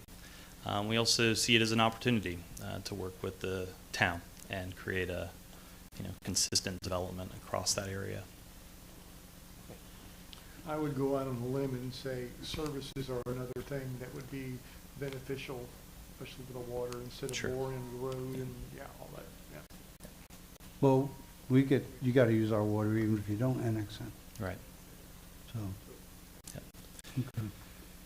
I'm just curious, the little strip of land that moves out to the east there. Ms. Carroll. Yeah. Could you please step I think, Just the narrow strip that moves out to the east. What's the? yeah, it looks confusing when it was all by itself. Was it an old railroad track? It might have been an old platted right-of-way, old railroad track designations. That's kind of why it's such a unique shape. Well, we were Yeah. kind of hoping you'd build 2 houses on that acre there. That'd be really interesting, wouldn't that? Nice architecture. Walk through homes. Yeah. Yeah. So you guys are willing to give up the industrial zoning to residential? Well, Mr. Mayor, as we move forward to the comp plan, that's the future land use designation, yes, we would look again to be consistent with the other 58 and have that residential. So I think an opportunity to downzone that area. So you're saying come in as R1L is what you're sort of eventually going to be presenting? We'll work through that process to determine what's most appropriate with staff at the rezoning hearing, which will be back before you. Do you have a preliminary site plan by any chance? I think there's maybe 100 at this point. No, I think the mayor said it best. It's been a moving target, and the market's changed, and preferences have changed. But ultimately, the ones I've seen, I will say I think will be well received, and we look forward to having you review those. I'm going to ask the million-dollar question, and you don't have to answer this because I Sure. don't think you will. The sewer plant, because I think that's what our residents are concerned with. And I know that's not really part of the annexation. I get that part. But I'm just curious if there's anything you might be able to say on that. And if you can't, I will respect Sure. that. Can you make your question a little more specific? Yeah, location-wise. Yeah, so I think given the topography of the area and just what's there, there's limited options. I think that's a bit of a moving target too, but from preliminary discussions, I think that is going to be situated in an area that's far and away from any residential. Of course, it needs to be fully permitted, so all of those, topography, environment, all those considerations will have to be dealt with.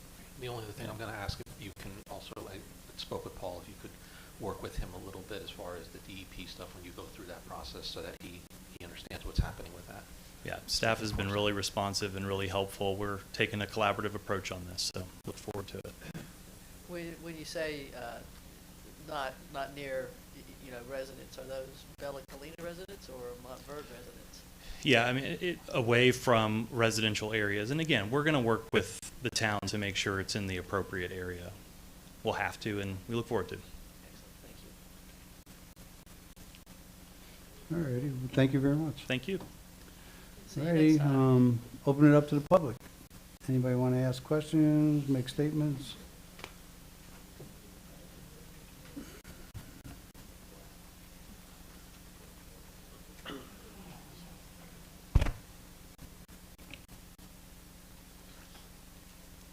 Kelly Moore, 17029 Florence View Drive, Montverde, Florida, Magnolia Terrace. Are we able to zoom in at all in the image, or is that as close as we can see it? I don't know. Oh, yeah. Okay.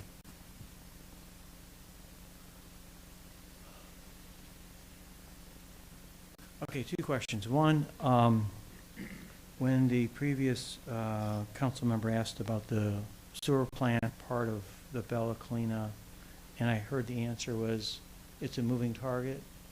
Could you elaborate a little bit on what the scale of that is, how many homes, and what is this plant going to be? Because some of the rumor that's out there is that the adjacent property to this one, which, you know, from where I'm looking at, this might give access to it, but the adjacent property which butts up against Mag Terrace might be one of the locations for that. Can you rule that out, or tell us absolutely not? Because, you know, sometimes these things are connected, and I don't know, with the multi-step process we're looking at, if this particular annexation would then allow for, you know, a connection somehow. I don't know if they're completely unrelated or not, but a lot of people in Mag Terrace are a little worried that we're seeing another sewer plant coming to the other side of Ridgewood. And so that's my question is, can we have the representative from Bella Colina give us a little bit more of the options that they're looking at, so that as we're trying to, you know, the council is going to vote on this, whether or not there's any connection to that the community is kind of a little worried about. And we don't want to find out, you know, down the road that, oh, well, that's where the only place it could go. And then, you know, we've kind of heard that before. That's my question. Thank you. Can you answer that in any way? You can't put it in the wetlands, that's for sure. Can you show us on the map? So we don't have a finalized site plan now, right? I believe he was talking about Magnolia. That is not a location where I've seen that placed. Access, that is, you know, something that we'll determine with the city, with staff, what's appropriate at site plan. So all of this is going to be reviewed. You know, I'll say, and I appreciate that comment because, you know, unknowns, I think, you know, there is some misunderstanding and things like that. I keep saying that this area to be annexed, consistency with the other 58, this is not, you know, we're not really having any surprises here. This is going to be a unified development. It's certainly how it will be presented in the site plans. Considerations like where to put that plant, you know, we're going to take a lot of precaution as to what's the appropriate place, and a lot of factors go into that. Certainly not looking to upset anybody. I think right now the challenging part while we're here on annexation is just what's the site plan going to look like, and we look forward to get that to staff as quickly as possible so we can openly discuss it and be transparent about what's there, and we welcome the residents' feedback on that. Okay, so you're more or less, whether we annex it in or not, you're still going to build and you're still going to have a plant. So tonight's question is about this area here. That's correct, about this 10 acres. Yeah. All right. So just so we're clear on that, we're only talking about this little area here, and we will be putting input on where that sewer plant goes, without a doubt. Yeah, that's a good distinction, Mr. Mayor.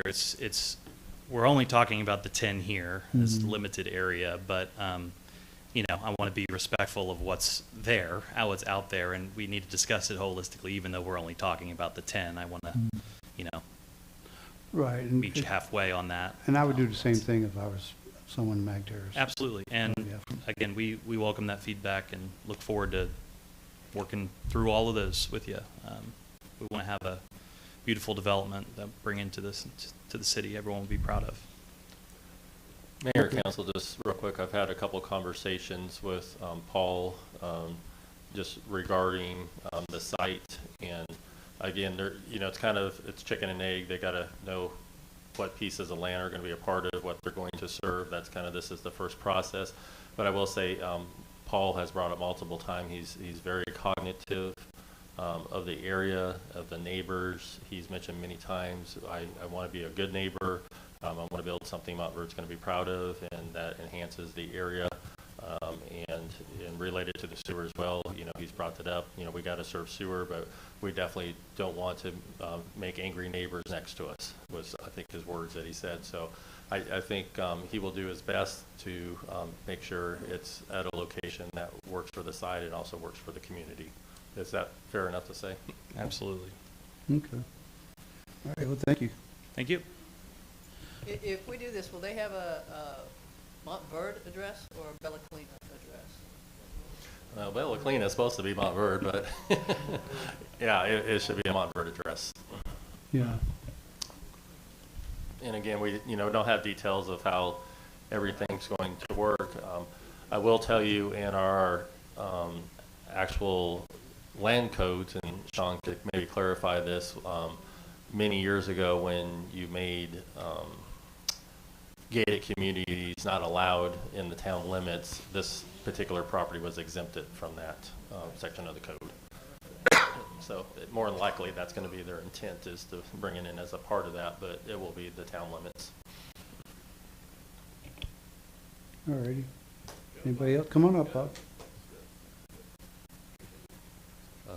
Again, Bob Tomlinson, 16634 Magnolia Terrace. Question regarding a plant. Osgood is not having a plant, correct? Now, is there any reason why it could be set up that this particular parcels and what they're going to be doing have the same type of a septic plant system that Osgood is going on versus having a larger plant to handle everything? That's something we can talk about in the next steps, yes. Okay. I already thought of that too.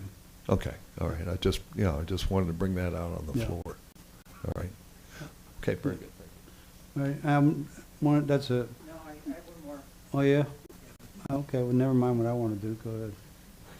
Kelly Moore, 17029 Florence View Drive, Montverde, Florida, Mag Terrace. Okay, so little history lesson.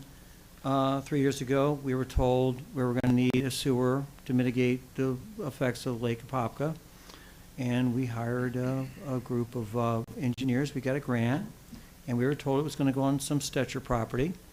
And then after 2 or 3 years, the public thinking it was going over there, that all the community was going to have their sewer hooked up at no cost to the homeowners, right to some sewer. Well, two and a half years later, after a lot was approved, we find out the only place to put it is a lake 500 feet from the water surface, water source. And then the grant money is still around, so now we're going in to do water. So when we look at a annexation of one thing, to say, well, that's just this, it has no relationship to any plant going in behind Mag Terrace, I did not hear a definite answer of no plant going behind Mag Terrace. I heard, well, we've got a lot of decisions to make.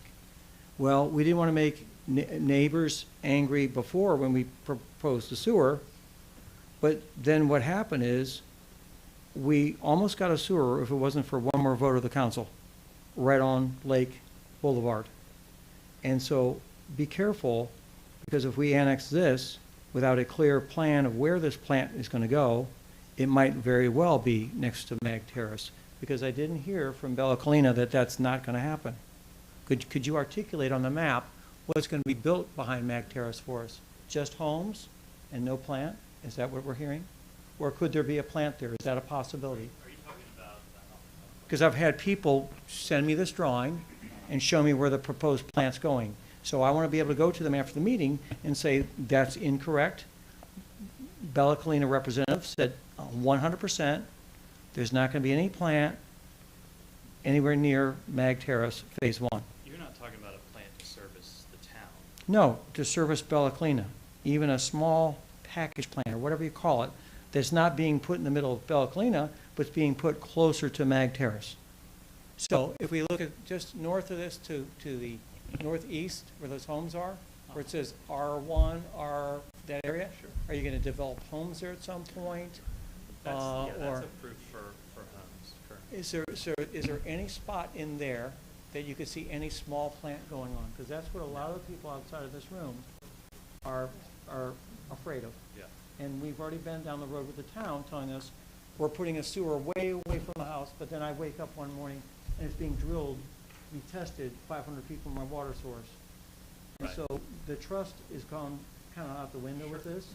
And so we really don't want to be where we're sitting here a year from now after this one gets passed, and then there's 3 or 4 meetings we don't attend, and all of a sudden we have a small plant right a doorstep from someone's home. Yeah. Because it almost happened to me. Yeah. Okay? And so that's where I'm coming from. Yep.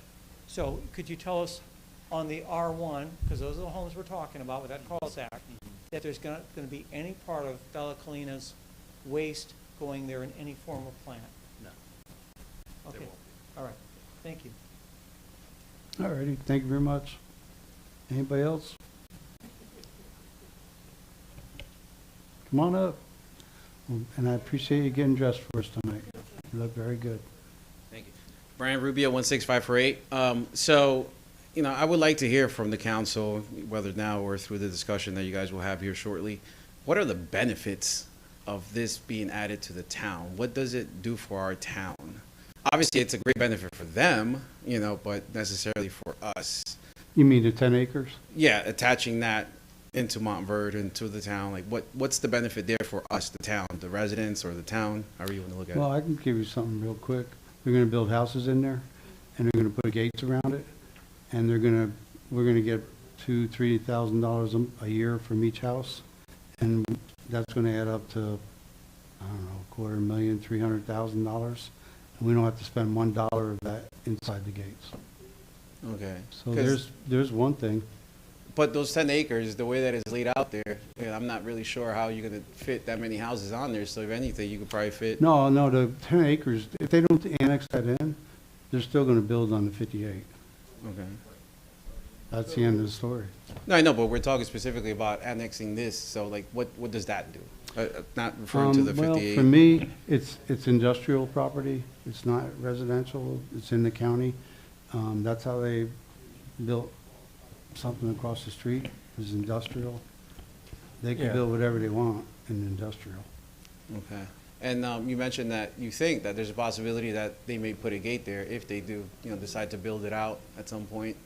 I guess, I mean, you brought that up. I'm just curious, like, did you hear that directly from someone or just speculating? No, but it makes sense. Okay. It makes sense to me. Like I said, it's my opinion, so take it with a grain of salt, but that's what I would do. Okay. So I guess what I'm hearing is there's. I'm not gonna be real in favor of doing anything on Ridgewood with a gate, put it that way. Yeah. But what I'm hearing, I guess, like, just so I'm clear, it doesn't have necessarily a benefit for us, the town. Yes, it does. Yeah, I just told you, the money is involved. Because if But you- a house or two? Brian, if you No. don't, you leave it commercial, do you not realize that commercial, industrial? In- has to have industrials. 10% low-income housing? Yeah, yeah. That's state statute, current, new one. Yeah, there's affordable housing. You want low-income housing right there? Industrial, the state, what's the name of that thing? Yeah, do you want me to explain that real Live quick, close Mayor? or some- Yeah, please do. If you would. And this might be something you guys aren't aware of, but you need to explain it. So the applicant's wanting to bring the 10 acres to join the 58, which would, more likely the designation is going to be a lower density housing development. Currently, it's zoned light manufacturing, so under that zoning in the county, anything that would be allowed under light manufacturing could go in. So stuff that would involve semi-trucks, some plants, and some, you know, there's a whole list under light manufacturing. So those uses could be allowed there. If you separated the two, there's a possibility we can end up with 2 sewer plants, one to serve the 58 and one to serve the 10, depending on what the use is. The other thing is, a couple years ago, and Sean, you can add on to this if you would too, you know, have Anita, if I say something wrong here, look up Live Local, which they're actually making some changes in the legislation this year, but a couple years ago, there's Live Local was passed, and what that allows a developer to do on any industrial or commercial zone property, they are allowed to put residential to whatever the highest height is of the building within 1 mile. So that would actually be the condo. So by statute law, and this is administratively approved, wouldn't even have to go through commission, they can put a 7-story building, I think is Bella Cleaner, or is that taller over there? I'm sorry, the condo. 80 foot. Yeah. 7 stories. So it's 7 stories, and they by right have property rights. At minimum, we looked into this a little bit to put 12 homes per acre, 12 units per acre, possibly up to 17 units per acre. By looking at the Kagan Crossing. So the statute says whatever the highest density is allowed in that jurisdiction, they have a right to do that. So technically, by rights, they can put a 7-story unit with 12 units per acre, so 120 units on that 10 acres. There's some caveats that 40% has to be low, moderate income, which is, I think, $90,000 for Orange County is considered low, then the rest can just be housing. So by bringing this into the town and working with us and bringing through it, PUD will probably come through likely. We will literally have 108 less homes in the Montverde area. So that's the biggest benefit. And that's all statutes. And right now, if you look at, I encourage you to look up the legislation on Live Local. They're actually expanding that, where if that property touches any other property, then they can also use that property as well. And hopefully that doesn't happen. Was that a fair assessment, Sean? I just Yeah, want to make sure I'm saying that we're correctly. very concerned about Live Local. A lot of the other cities are, and Lake County is as well because of that. And it started off well-meaning to encourage affordable housing, but it's gonna basically hand it over to the bureaucrats, and we'll call it that. Yeah, where it's administrative. I'm person. sorry, I'm using the political term. It's going to become an administrative decision to approve high density. And Tavares, look up there, they got caught on theirs because their council approved that it was kind of a lighter, small apartment building, and it didn't get approved, and now they have this huge thing going in. I heard their manager talk about that last year. So the developers have a right to do that right now.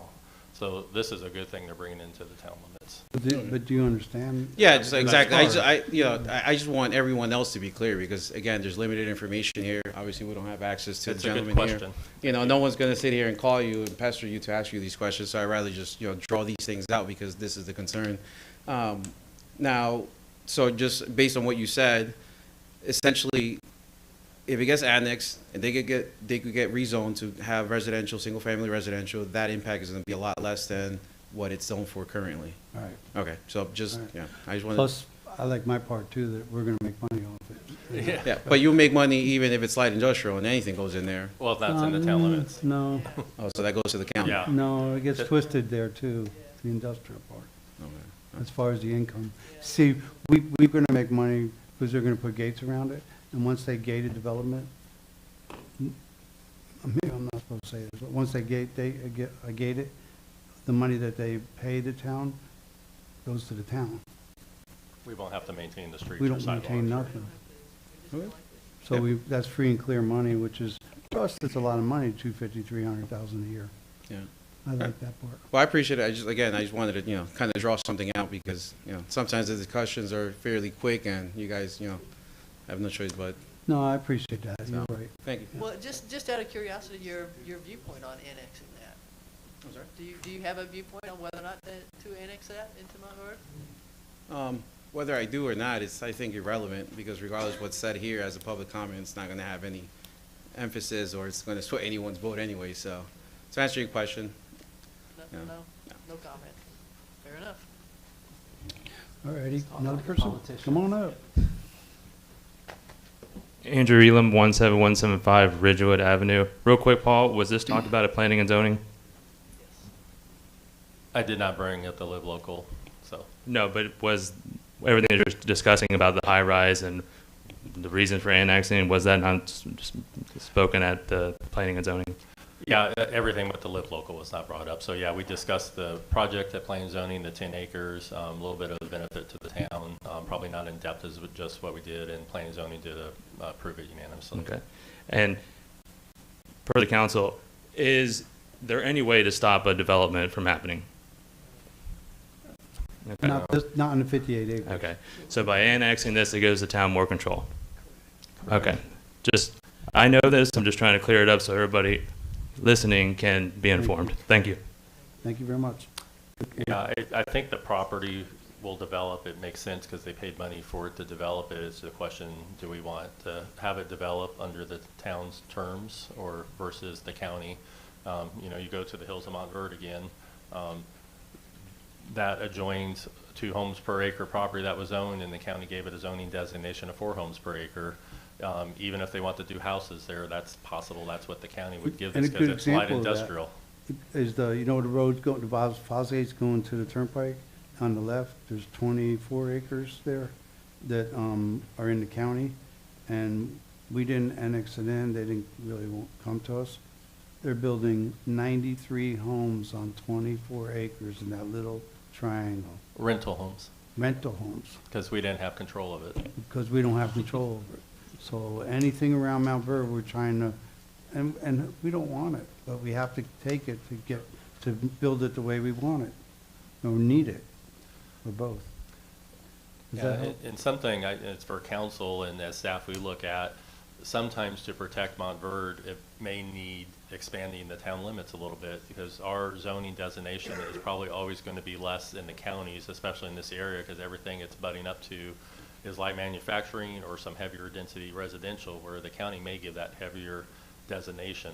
So But we don't have, all we got is this side here, down past us. Correct. Towards the Woodlands Church and all that, whole area that goes all the way through.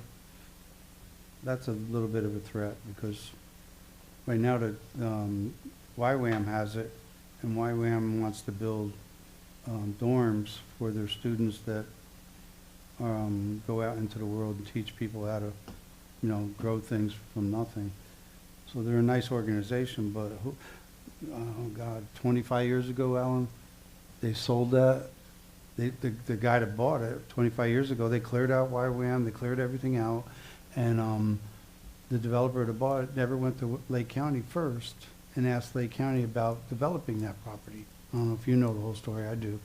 And the county said, no, you can't develop it. So here they are, spent whatever, $20 million, whatever they spent on that property, couldn't build on it. So they wound up selling it back to the original owner for half of what they paid for it. And YWAM got it back. They went and bought it back, and now they want to expand it. But it's all just talk right now.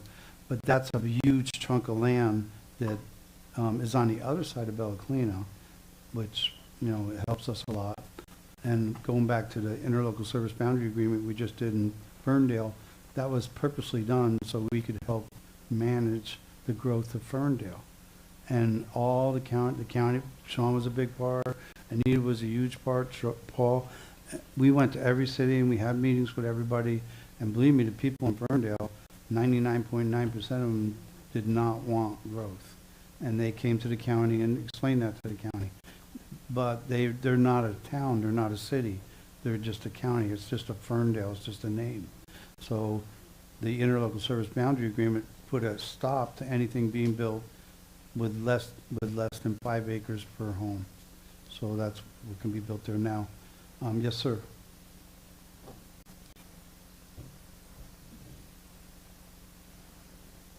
Kelly Moore, 17029 Florence View Drive, Montverde, Magnolia Terrace. Okay, I see the pros the mayor's talking about. It sounds like found money because once it's gated, it's on theirs. We don't have to maintain inside there, and it looks like a win. However, one more question. If the gentleman from Bellaclina said no plants going in the R1, where there's some 58 homes maybe, is there a possibility when the mayor said we could put a plant there and a plant here, that when you annex, does that mean this could be zoned as one big area? So there's still going to be 2 separate entities, and if they do have to have a plant, I'm confused on which it is, because he said there'll be no plant, and you just said there'll be No, one you for did. each one. If you, No, as the county, they could put 2 plants. If you annex it, it's 1 plant. Okay. You can have 2 or 1. Well, so you could take all the waste from the 2 into 1, and then that 1 could be strategically placed where some people may not want it because they might do a feasibility, say, well, that's the only place it's got to go. And now we're into it with taking, instead of moving the plant away from Mag Terrace, it comes closer to it, and you're bringing the waste from this to the one plant. So do you play So- class warfare with everybody who's on the other side who's already there? Is that what you're saying? Well, when Well, I'm you looking at wanna it, play class warfare, it's good in their neighborhood, but not yours, even though we haven't determined that? Is that what you're saying? well, I think that the waste from the condominiums doesn't go, it goes somewhere else.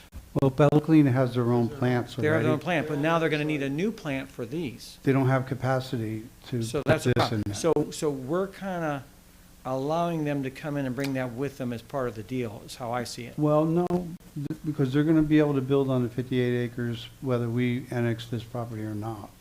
And they're gonna build on that 58 acres.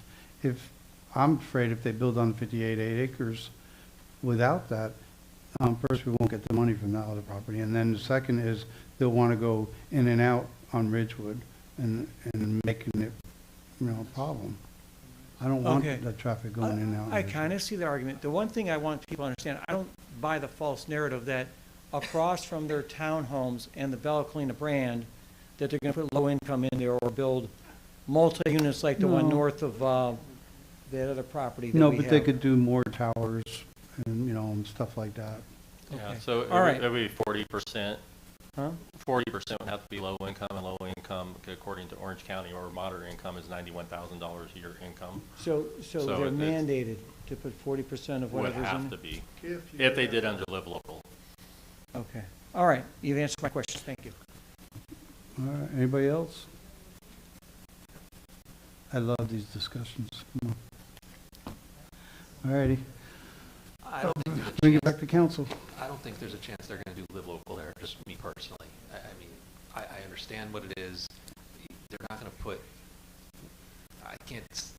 financially, it would make 0 sense. No one is saying there is, but I'm recognizing what their property rights are. So they currently have property rights on the 58 acres at 2 homes per acre, so they have 116 homes.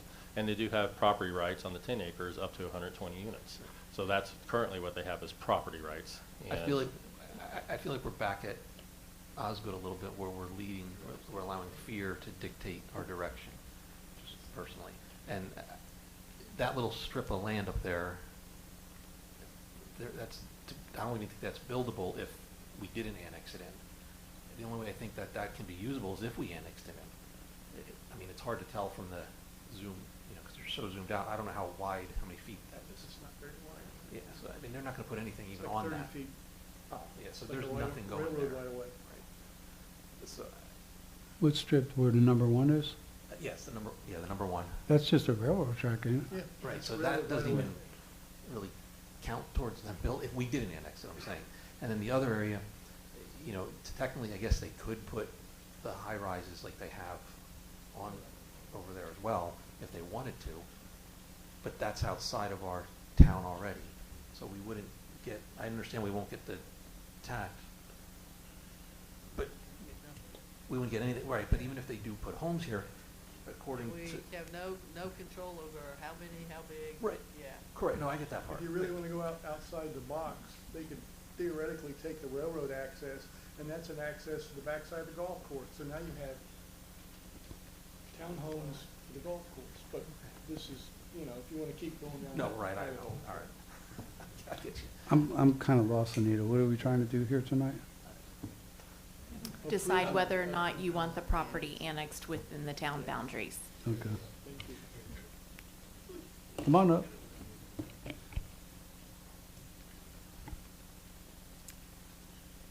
So, Stephen Crowley, 17545.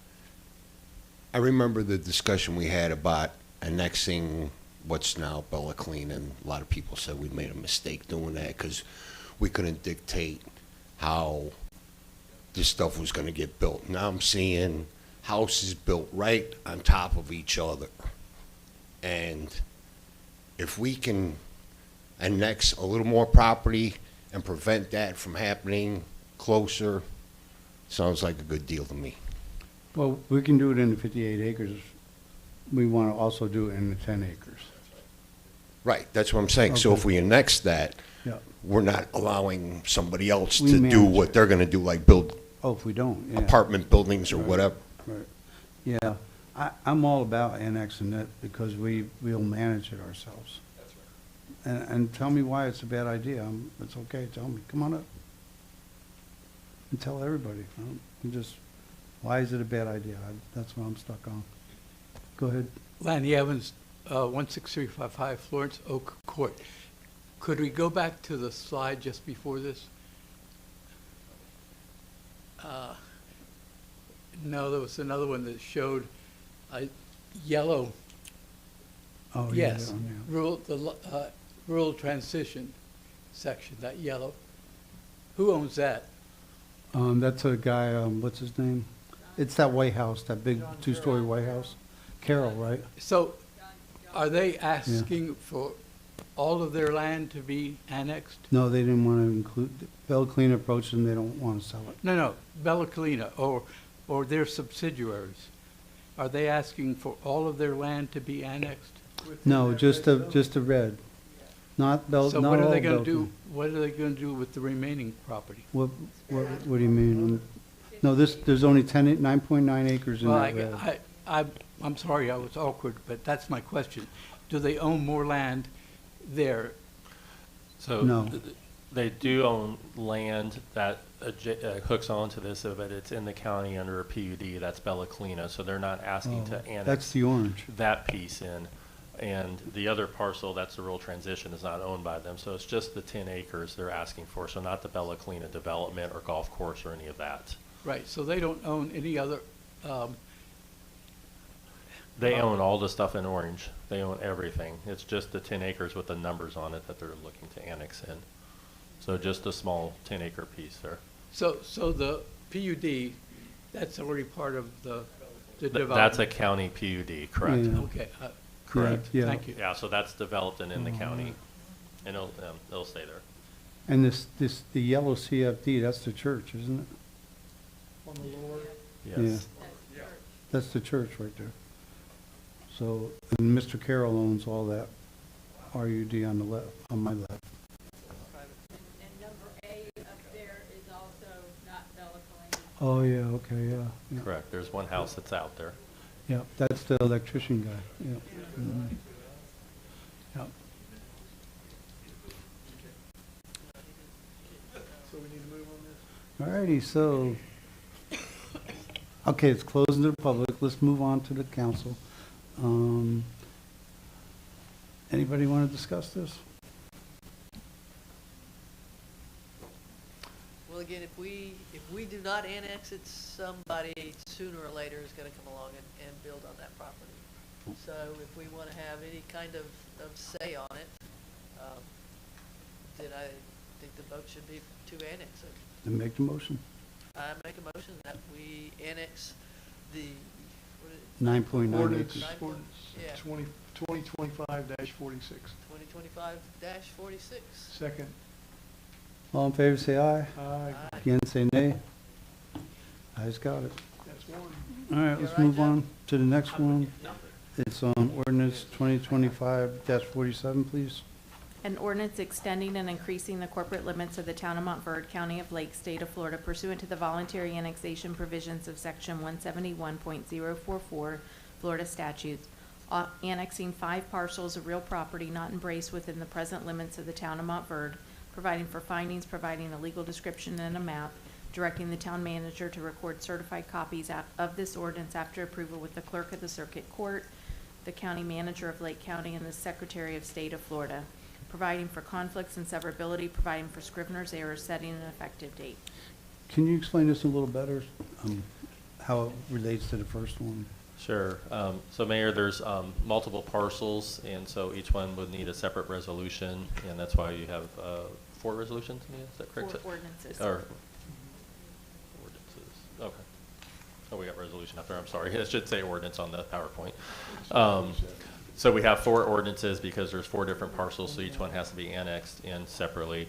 So just for the record, the staff report that we gave is the same staff report for all of these, and the applicant is here if you need to answer any other questions for So this is more or less what we just voted on before, and that adds up to 9.9 acres. That's correct. Okay, gotcha. For this band, yep. So it's the same exact stuff we just talked about, we just have to do it for each lot. Does the applicant want to present again?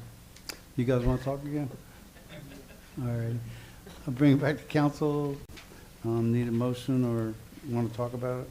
Ordinance 2025-47 be approved. Second. I have a first. Do we have a second? Joe second. Okay, all in favor say aye. Aye. Against say nay. Okay, if you would please, 2025-48.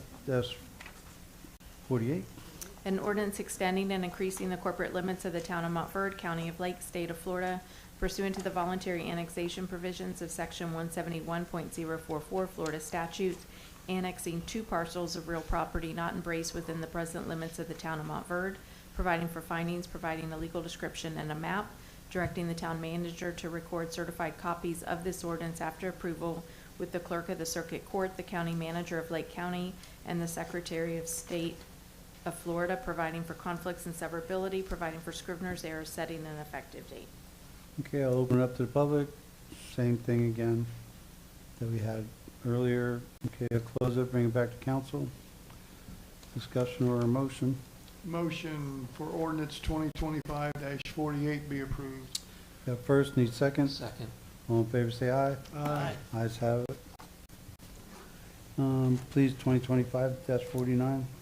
An ordinance extending and increasing the corporate limits of the town of Montverde, county of Lake, state of Florida, pursuant to the voluntary annexation provisions of section 171.044 Florida statute, annexing real property not embraced within the present limits of the town of Montverde, providing for findings, providing a legal description and a map, directing the town manager to record certified copies of this ordinance after approval with the clerk of the circuit court, the county manager of Lake County, and the secretary of the state of Florida, providing for conflicts and severability, providing for scrivener's errors, setting an effective date. Alrighty, I'll open it up to the public. Bring it back to council. Need a motion or a discussion? I make a motion, we pass ordinance 2025-49. Second. All in favor say aye. Aye. Against say nay. Ayes have it. Alrighty. Now, then, after thinking about it for an extra couple of minutes, is there any more discussion that anybody wants to talk about these annex, the 9.9 annexing that we just doing?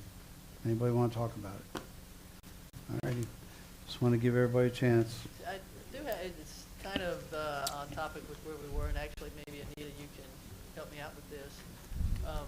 Ms. Carroll, could you pull your mic, please? In a nutshell, what legal rights do we have to dictate where or where not a treatment plant would be for Bella Colina? Do we have any leg to stand on there?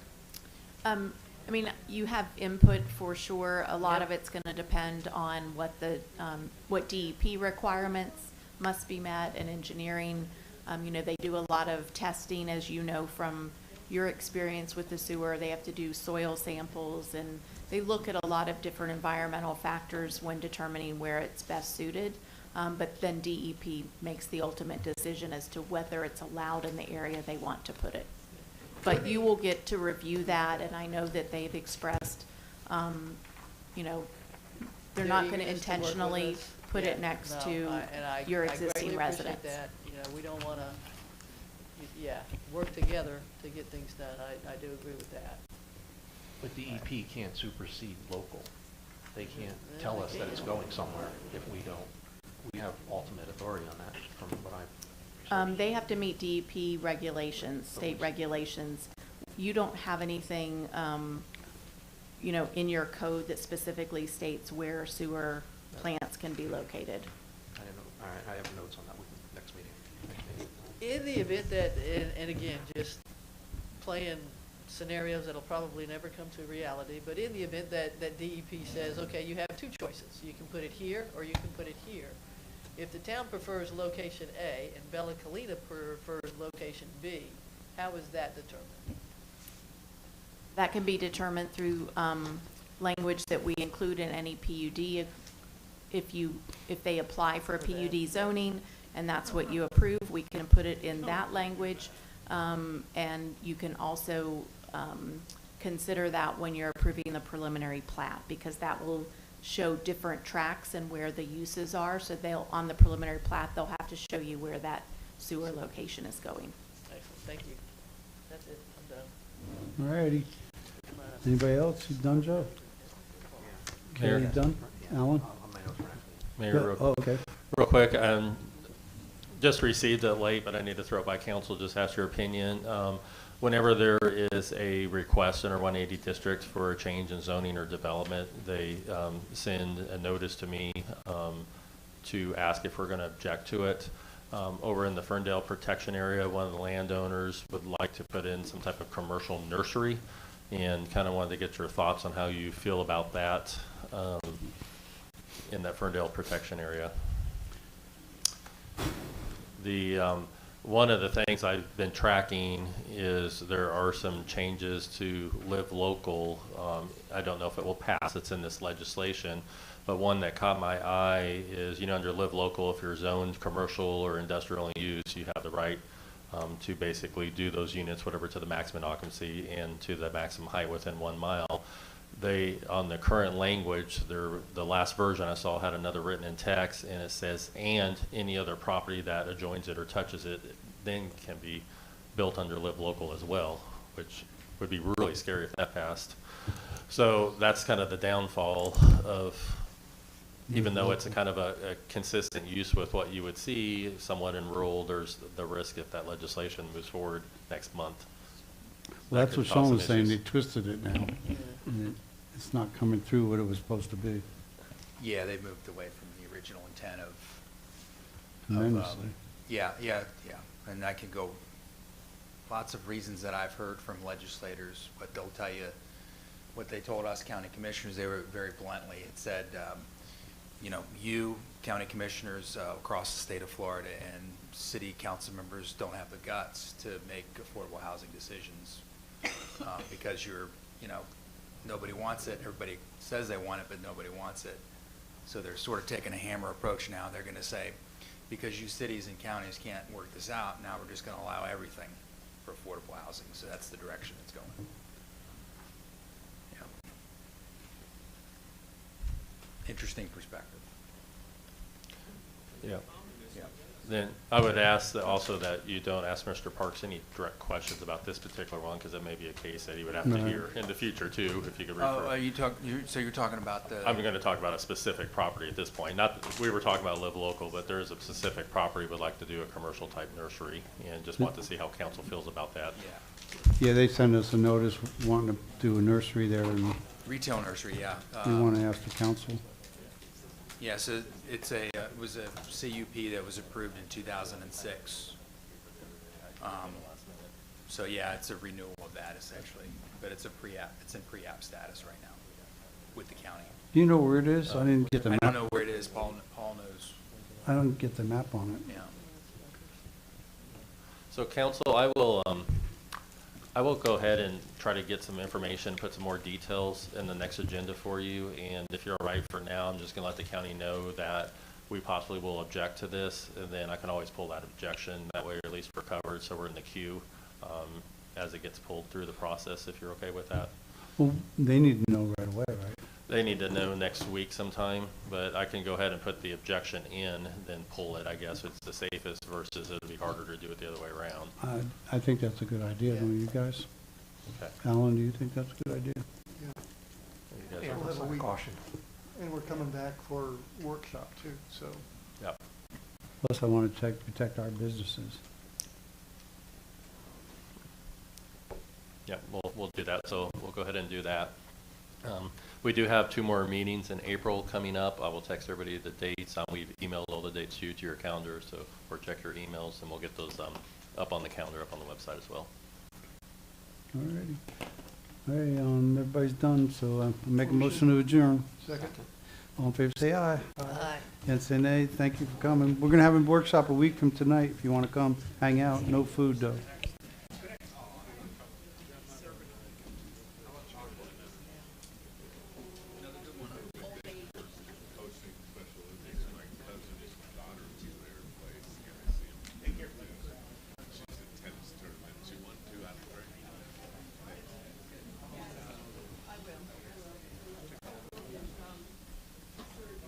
So 23rd and 29th, right?